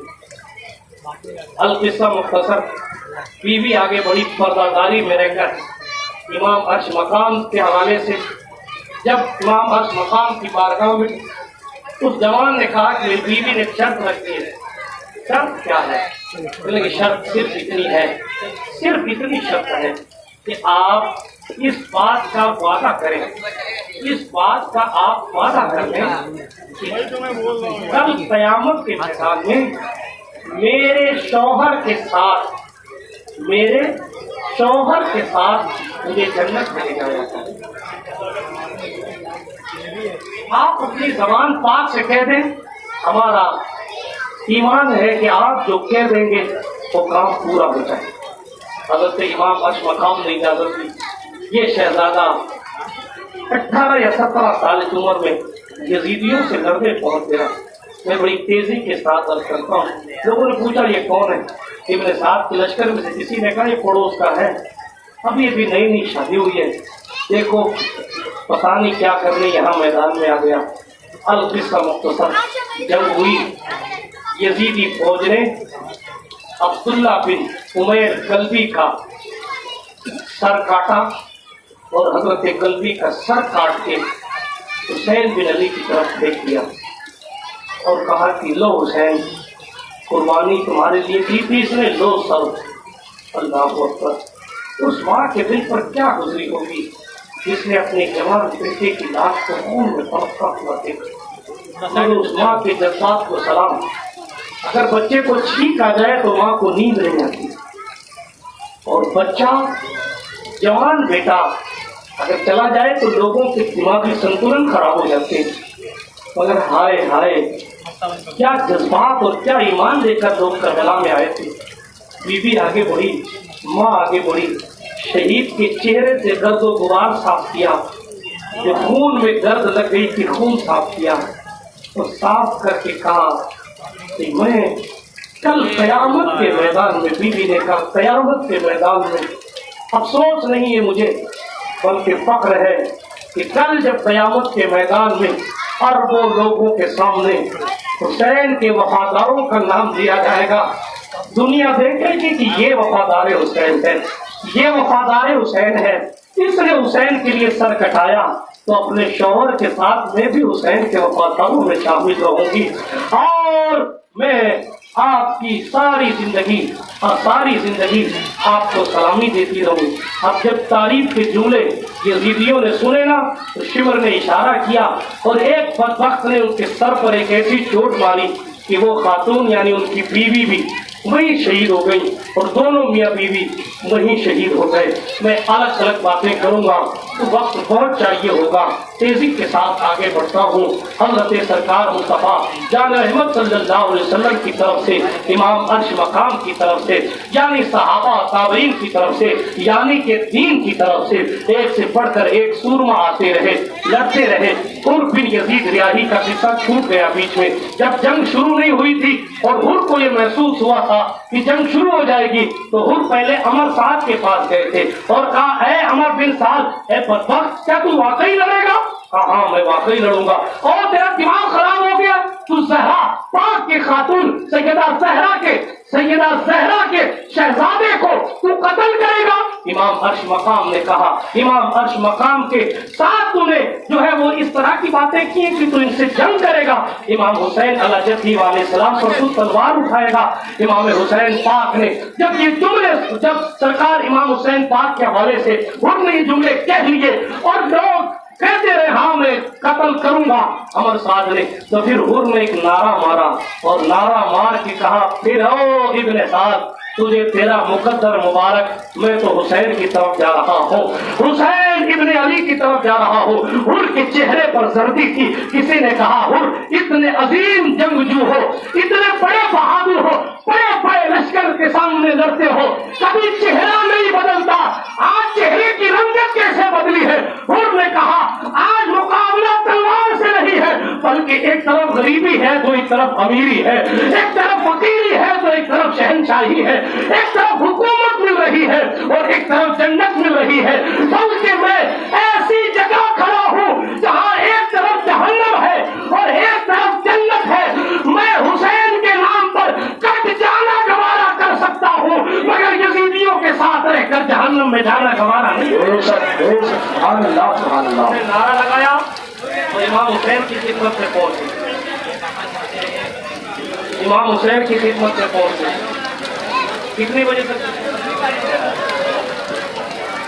تو پھر کیا وجہ ہے کہ اتنی جلدی نام کٹائی بچوانے کی کیا ضرورت ہے؟ جب 12 بجے تک بٹھایا جائے گا تو بٹھا کے بٹھیے گا، بار بار ایک بات کی جائے تو اس کو توجہ بھائی مت بانٹو کہہ دیا، ورنہ میں سلام پڑھ لیتا ہوں، کوئی بات نہیں۔ اگر بانٹنا ہے تو میں سلام پڑھ لیتا ہوں، کوئی بات نہیں۔ میں کوئی ٹھیکے کا مقرر نہیں ہوں کہ آپ جتنا کہیں گے اتنا بولوں گا یا جیسا کہیں گے ویسا کروں گا، نہیں۔ آپ کو ایک بات سمجھا دی گئی، کہہ دیا گیا اتنی عظیم بات کا ذکر۔ آپ لڈو لینے آئے تو جائیے بیکری کے پاس، کیوں نہیں رک جاتے ہیں آپ تھوڑی دیر کے لیے؟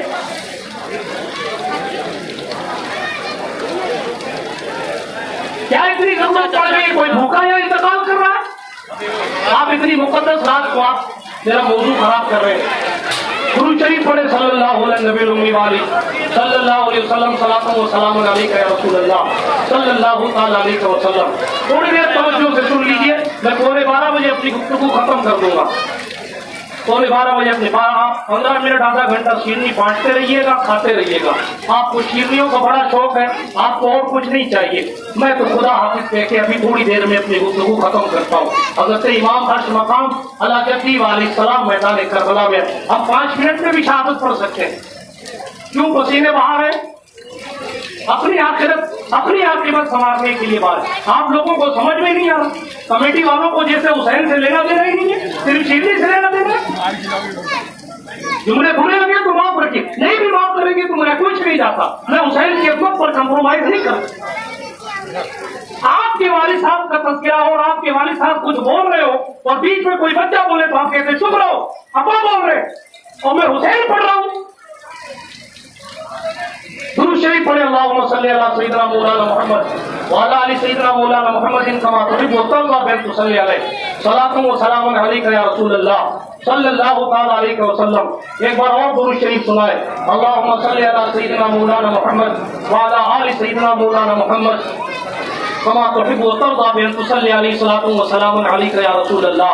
امام عرش مقام علی جدی علیہ السلام میدان کربلا میں موجود ہیں، ایک سے بڑھ کر ایک لوگ آ رہے ہیں، اپنے خون کا نذرانہ پیش کر کے جا رہے ہیں۔ رحمت للعالمین کا گھرانہ اپنی نگاہوں سے دیکھ رہا ہے۔ عبداللہ بن عمیر کل بھی جا چکے، اور بن یزید ریاحی نے بھی جنگ کی۔ القصہ مختصر، میں نہیں پڑھتا، حر کو آگے بڑھتا ہوں۔ سرکار حر بھی شہید ہو گئے۔ خاندان رسالت کے شہزادوں کی بات آئی، ایک ایک کر کے خاندان رسالت کے شہزادوں میں حضرت مسلم بن عقیل بھی شہید ہو گئے۔ حضرت مسلم بن عقیل کے دوسرے بھائی بھی شہید ہو گئے۔ کربلا کے میدان میں مسلم بن عقیل کے جو بھائی آئے تھے وہ تشریف لائے تھے، ایک ایک کر کے سب شہید ہو گئے۔ مولا علی کے دوسرے بیٹے عباس علمدار کے بھائی عبداللہ بن علی، عثمان بن علی، عمر بن علی، ایک ایک کر کے یہ بھی شہید ہو گئے۔ مولا کائنات کے شہزادگان بھی شہید ہو گئے۔ سرکار امام عرش مقام کے گھر کا ایک ایک بچہ شہادت کی منزل پر گامزن ہو رہا ہے۔ اب میں تمام شہادتوں کو سمیٹتا ہوا تیزی سے آگے بڑھتا ہوں۔ حضرت سرکار امام قاسم، حضرت سرکار امام قاسم ہے۔ یہ قاسم کون ہے؟ امام حسن کی آنکھوں کے تارے ہیں۔ یہ قاسم کون ہے؟ سرکار امام حسن کے شہزادے ہیں۔ یہ قاسم کون ہے؟ امام حسین پاک کے بھتیجے ہیں۔ یہ قاسم کون ہے؟ حضرت سیدہ سکینہ سے ان کا رشتہ ہونے والا ہے۔ ان کا مستقبل سرکار سیدہ سکینہ کا مستقبل جن سے وابستہ ہے وہ سرکار امام قاسم کی ذات ہے۔ چہرہ دیکھو تو امام حسن یاد آتے ہیں، قد و قامت دیکھو 19 سال کا یہ نوجوان اگر کوئی چہرہ دیکھ لے تو ایسا لگتا ہے کہ علی کے کچھار کا شیر نر تشریف لے آیا ہے۔ ایسی بے مثل و بے مثال ذات حضرت سرکار امام قاسم کی ذات ہے۔ اپنے چچا جان حضرت سید الشہداء امام عرش مقام کی خدمت میں حاضر ہے۔ چچا اجازت عطا فرمائے، اے چچا اجازت دے کہ میں جا رہا ہوں میدان کارزار میں لڑنے کے لیے، ایسی جگہ جا رہا ہوں جہاں سے واپس پلٹ کر لیں۔ امام حسین کی آنکھوں میں آنسو کہنے لگے بھتیجے تو میرے باپ اور میرے بھائی کی نشانی ہے. تیری حالت یہ ہے, تیری شان یہ ہے کہ میری بیٹی کا مستقبل تجھ سے وابستہ ہے. تو میرے بھائی امام حسن کی نشانی ہے. تجھے دیکھتا ہوں تو بھائی حسن کی یاد آتی ہے. 19 سال کی کڑیر جوانی میں خاک اور خون میں تجھے لپٹتا ہوا دیکھوں, کس بات کی میں تجھے اجازت دوں؟ حضرت امام قاسم کہنے لگے, چچا اگر آپ مجھے شہید ہونے کی اجازت نہیں دیں گے اور اب میں یہاں سے بچ کے چلا گیا اور قیامت میں ابا حسن نے پکڑ کے کہا, قاسم کیا تیری جوانی میرے بھائی کی جان سے زیادہ قیمتی تھی؟ تو میں اپنے باپ کو کیا جواب, میں اپنے بابا کو کیا جواب دوں گا؟ اس لیے کرم فرمائے تجھے دین کی خاطر کٹ جانے کی اجازت دی. امام قاسم کو امام حسین نے اجازت دی. کس دل سے اجازت دی ہوگی ذرا سا غور کریں. ایک ماں اپنے بیٹے کو پردیس جانے کی اجازت دیتی ہے تو اس کی آنکھیں برستی ہیں کہ پتہ نہیں میرا بیٹا کیسے کھائے گا, کیسے رہے گا, کیسے سوئے گا, کہاں وہ وقت گزارے گا, رہنے کا گھر نہیں ہے, سونے کے لیے بستر نہیں ہے, کیسے وہ شروعات کی زندگی میں جا کر وقت صرف کرے گا. باپ تڑپتا ہے, ماں کی آنکھیں بھر آتی ہیں کہ میرے بیٹے کی حالت کیا ہوگی. مگر اس چچا کی شان دیکھیں جس کا حال یہ ہے کہ میرا بھتیجا پلٹ کے واپس نہیں آئے گا. سرکار امام قاسم کو اجازت دی. امام قاسم میدان کارزار میں پہنچے. میدان کارزار میں پہنچ کے امام قاسم نے نعرہ لگایا, محلا قاسم ابن حسن ابن علی, میں علی کا پوتا ہوں, حسن کا بیٹا ہوں, نام میرا قاسم ہے کوئی جو مجھ سے مقابلہ کرے؟ عمر بن سعد نے کہا, ارزق پہلوان تھا, بڑا پہلوان سورما تھا. کہا ارزق تو دیکھ ایک جوان تجھے للکار رہا ہے. ارزق نے غرور میں آ کے کہا کہ سن بھائی, یہ 19 سال کا لڑکا, میں سینکڑوں سے لڑنے والا شخص ہوں, میں اس کے مقابلے میں نہیں جاتا.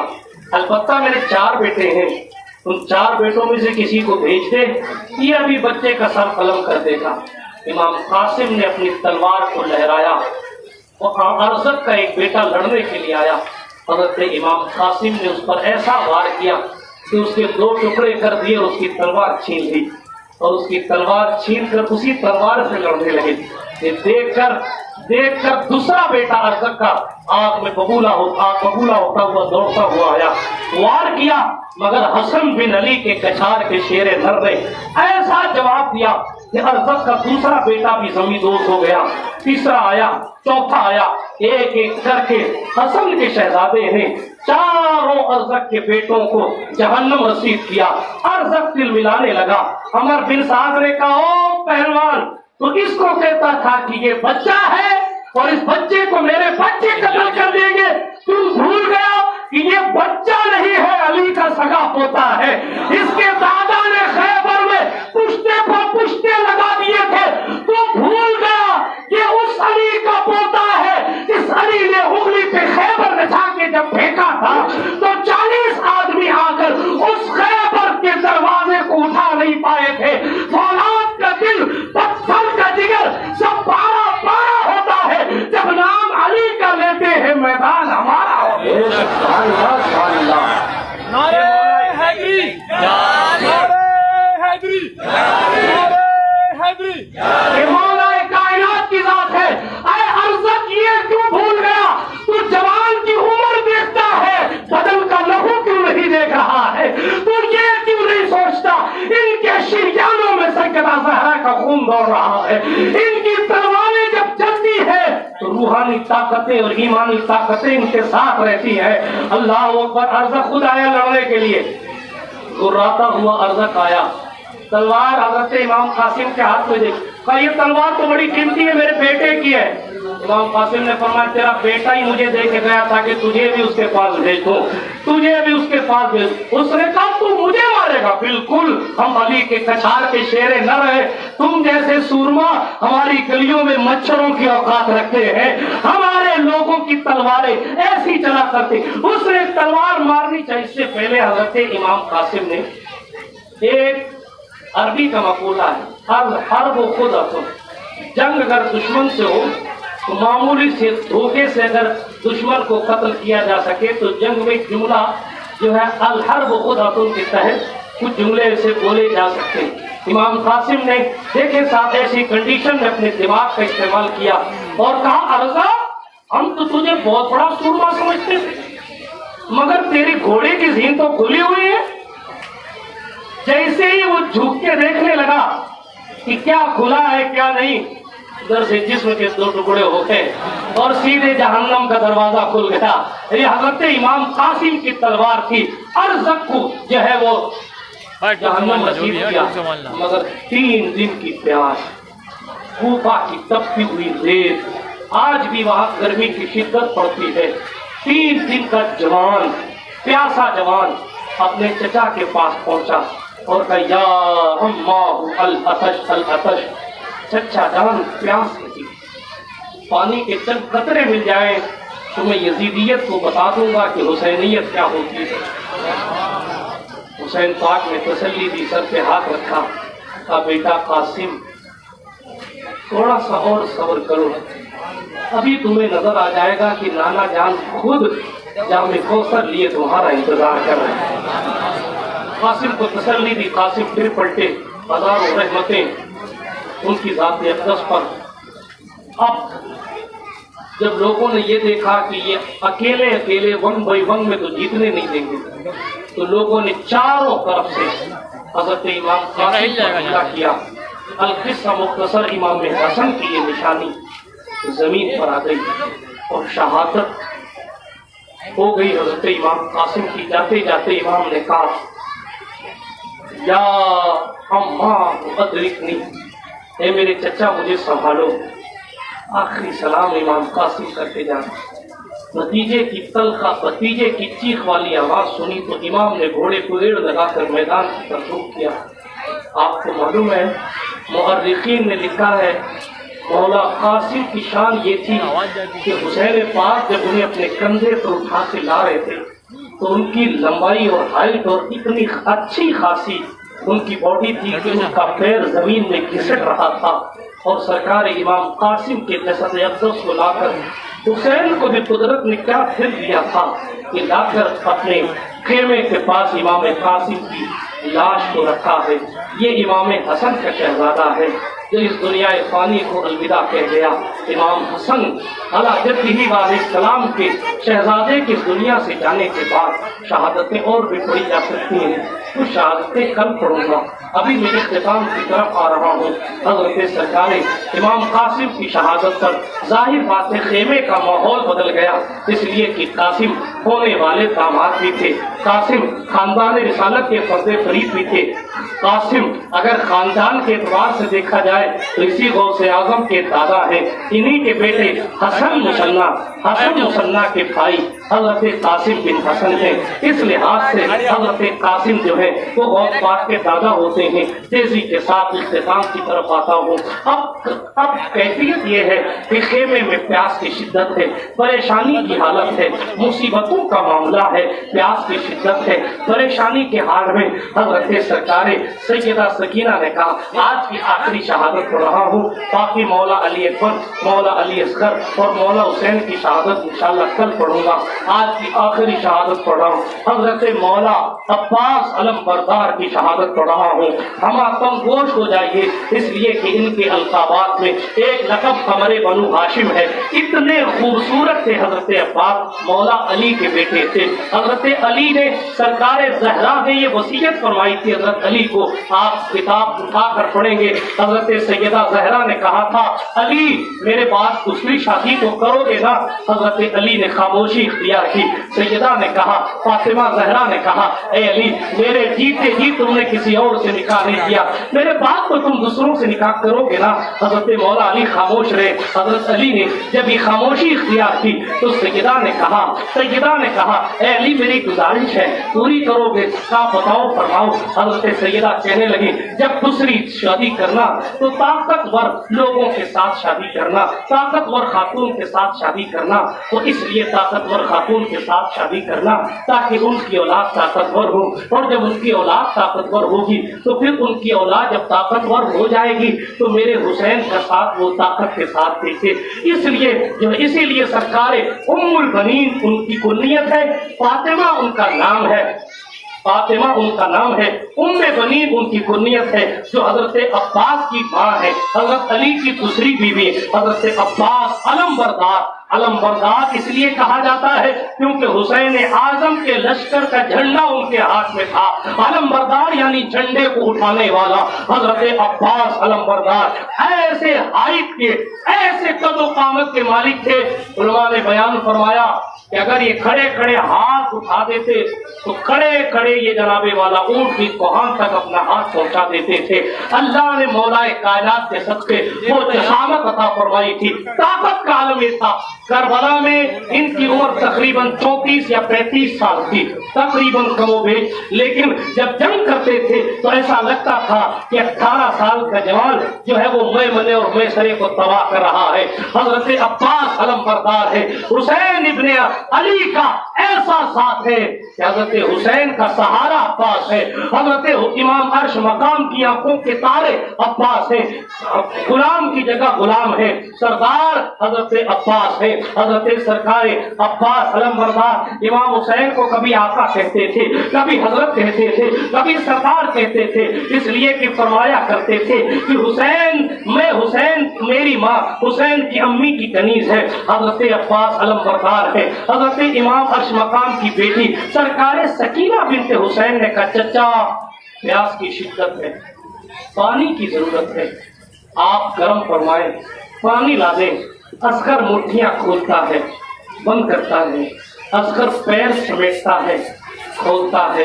مجھے بھی پیاس لگی ہے, اصغر کو بھی پیاس لگی ہے, چچا میرے لیے پانی لا دیں. عباس علمبردار نے امام حسین سے اجازت چاہی. مولا حسین نے کہا عباس مجھے اکیلا چھوڑ کر جانا چاہتے, میری کمر توڑ کے جانا چاہتے, تم چلے جاؤ گے تو میرا جھنڈا کون اٹھائے گا؟ حضرت امام نے سمجھانے کی بڑی کوشش کی, مگر عباس علمدار نے کہا حضور جیتے جی اگر سکینہ نے مجھ سے پانی مانگا اور میں سکینہ کی آرزو پوری نہ کر سکوں اور زندہ رہوں کہ میرے عشق کو گوارا نہیں, اس لیے اجازت ہے میں یوں چلا جاؤں گا. 500 سے زائد فوجی وہاں تعینات تھے. عباس علمبردار نے گھوڑے کو ایڑ لگائی اور ایسی تلوار ماری کہ ایک ایک وار میں کئی لوگوں کے سر زمین پر گر رہے تھے. ایک وار میں کئی لوگوں کے سر زمین پر گر رہے تھے, ایک وار میں. حضرت عباس علمبردار آخر کار لڑتے فرات تک پہنچ گئے. عمر بن سعد نے جب دیکھا کہ عباس فرات تک پہنچ گئے تو زور سے چلایا, فوجی دستہ بھیجا کہ یہ قطرے آپ حسین کے خیمے میں نہیں پہنچنا چاہیے ورنہ تمہاری بیویاں یتیم ہو جائیں گی, تمہارے بچے یتیم ہو جائیں گے, تمہاری بیویاں بیوہ ہو جائیں گی. لوگ ٹوٹ پڑے. ادھر عباس علمبردار فرات کے کنارے پہنچے اور فرات کے کنارے پہنچ کر مشکیزہ بھر لیا, پانی چلو میں لیا, پانی کو دیکھا, چاہا کہ منہ کے قریب کر لوں. اپنے پن میں دوسروں کا حق کھا جانے والے لوگ ذرا اس جگہ غور کریں تو حسینیت کیا ہے. چاہتے تو پانی پی لیتے, کوئی فتویٰ نہیں دیتا, اس لیے کہ پانی پر قدرت ہو گئی تھی. لیکن کیا تھی اوقات, پلا دیتا جو دریا پانی, کیا تھی اوقات پلا دیتا جو دریا پانی. میرے عباس نے دریا کو بھی پلایا پانی, پانی لیا یہاں تک. اور ضمیر نے کہا عباس سکینہ پیاسی رہے اور تمہارا گلا تر ہو جائے, اصغر پیاسا رہے سیدہ زہرا کا پوتا اور تمہارا گلا تر ہو جائے. ضمیر نے گوارا نہیں. یوں پانی ہاتھ میں لے کر دریا کو پانی واپس پلٹاتے، یوں سمجھے کہ فرات کی اوقات یاد دلا دی کہ تو کیا ہمیں پانی نہیں دے گا، ہم خود ہی تجھے پانی دے کر جا رہے ہیں۔ عباس علمبردار نے اپنے گھوڑے سے کہا تو پی لے۔ مورخ نے لکھا گھوڑے نے بھی دریا کے پانی کو منہ نہیں لگایا، اسی لیے بہت سے عشاق علماء آج بھی جب کوفہ جاتے ہیں تو وہ فرات کا پانی نہیں پیتے۔ آج بھی جائز ناجائز کی بات الگ ہے، لیکن وہ کہتے ہیں جس پانی کو عباس نے پھینک دیا، جس پانی کو سکینہ نے قبول نہیں کیا، جو پانی رہتے حسین پیاسے رہ گئے، اسی لیے ہم اب فرات کا پانی کبھی نہیں پیئیں گے۔ خشک ہو جا، خاک ہو کر خاک میں مل جا فرات، خاک تجھ پر دیکھ تو سوکھی زبان اہل بیت۔ 2 منٹ میں اپنی بات ختم کرتا ہوں۔ سرکار عباس علمبردار نے واپس پھینک دیا پانی، اور پانی پھینک کر مشکیزہ اپنے گلے میں لٹکایا، اور گلے میں لٹکا کر مشکیزہ دوڑ پڑے، یا مشکیزہ ہاتھ میں لیا اور چل پڑے۔ پلٹے، ادھر سے یزیدی فوج کا دستہ آیا اور دوڑ کر حضرت عباس علمبردار پر حملے کرنے لگا، مگر عباس کی تلوار چل رہی تھی کہ قہر خداوندی برس رہا تھا یزیدیوں پر۔ عباس کی تلوار چل رہی تھی، ایسا لگ رہا تھا کہ فاتح خیبر کا نور نظر آج یزیدیوں کی مٹی پلید کر کے رکھ دے گا، لیکن تقدیر کا لکھا کوئی ٹال نہیں سکتا۔ حضرت عباس کی توجہ دوسری طرف ہوئی، پیچھے سے اس ایک بدبخت نے ایک ایسا وار کیا کہ عباس علمبردار کا بازو کٹ گیا۔ جیسے ہی عباس کا بازو کٹا، ایک ہاتھ کٹ جانے کے بعد بھی عباس نے تلوار نہیں جھکائی۔ ہاتھ سر درد پر نماز چھوڑ دینے والوں، ہاتھ کٹ جانے کے بعد بھی عباس دوسرے ہاتھ سے تلوار چلاتے رہے۔ کسی بدبخت نے وار کیا تو دوسرے ہاتھ کا بھی یہ حال ہوا کہ وہ بھی بازو کٹ گیا۔ حضرت عباس علمدار نے مشکیزہ اپنے منہ سے پکڑ لیا۔ ہاتھ رہے نہیں، تلوار چلے گی کیسے؟ ہاتھ رہے نہیں، تلوار چلے گی، کٹ گئے بازو مگر شیر کا غصہ نہ گیا، کٹ گئے بازو مگر شیر کا غصہ نہ گیا، کٹ گئے بازو۔ سرکار عباس علمبردار اپنے آپ کو سنبھال کر اب خیمے تک پہنچنے کی کوشش کر رہے ہیں کہ میرا مشکیزہ بچ جائے اور میں پانی خیمے حسین میں پہنچا دوں، لیکن تقدیر کا لکھا ہی کچھ ایسا تھا۔ لوگوں نے تیروں کی برسات کی، مشکیزہ حضرت عباس علمدار کے مشکیزے پر تیر لگا تو وہ مشک کا سارا پانی سرکار عباس کے سامنے گر گیا۔ کہا عباس نے کہ سرکار عباس علمبردار نے اپنی زبان سے کہا اے حسین یا اخا ادرکنی، اے حسین مجھے سنبھالو۔ تیر و تلوار سے عباس علمدار کو چھلنی کیا گیا۔ حسین پاک نے اپنے بھائی کا تڑپنا دیکھا تو گھوڑے کی دوڑ لگاتے ہوئے حضرت عباس کے پاس پہنچے، اور حضرت امام نے روتے ہوئے کہا ان کثرت ظہری الان، اب تو حسین کی پیٹھ چھوٹ گئی ہے۔ یہ امام حسین کی آنکھوں کے آنسو تھے۔ عباس علمدار کی شہادت ہوئی۔ حضرت عباس کے لاشیں کو اٹھا کر حسین اعظم نے اہل بیت کے لاشوں میں سے لاشوں کے پاس عباس علمبردار کا بھی لاشا رکھ دیا۔ انا للہ و انا الیہ راجعون۔ کہا عباس نے شبیر بازو کٹ گئے میرے، کہا عباس نے شبیر بازو کٹ گئے میرے۔ سکینہ تک یہ مشک آب پہنچائی نہیں جاتی۔ نصیر عداوت کے بھی کچھ آداب ہوتے ہیں، کسی بیمار کو زنجیر پہنائی نہیں جاتی۔ تماچے مار لو، خیمے جلا لو، خیمے جلا لو، تماچے مار لو، خیمے جلا لو، قید میں رکھ لو، مگر علی کے گل رخوں سے بوئے زہرائی نہیں جاتی۔ جتن ہر دور میں کیا کیا یزیدیوں نے کر دیکھے، مگر زہرا کے بچوں کی پذیرائی نہیں جاتی۔ حسینیت کو پانا ہے تو ٹکر لے یزیدوں سے، یہ وہ منزل ہے جو لفظوں میں سمجھائی نہیں جاتی۔ نصیر آخر عداوت کے بھی کچھ آداب ہوتے ہیں، کسی بیمار کو زنجیر پہنائی نہیں جاتی۔ وآخر دعوانا ان الحمد للہ رب العالمین. استغفر اللہ تعالی ربی من کل ذنب واتوب الیہ. سبحانک لا علم لنا الا ما علمتنا انک انت العلیم الحکیم. السلام علیکم ورحمۃ اللہ وبرکاتہ.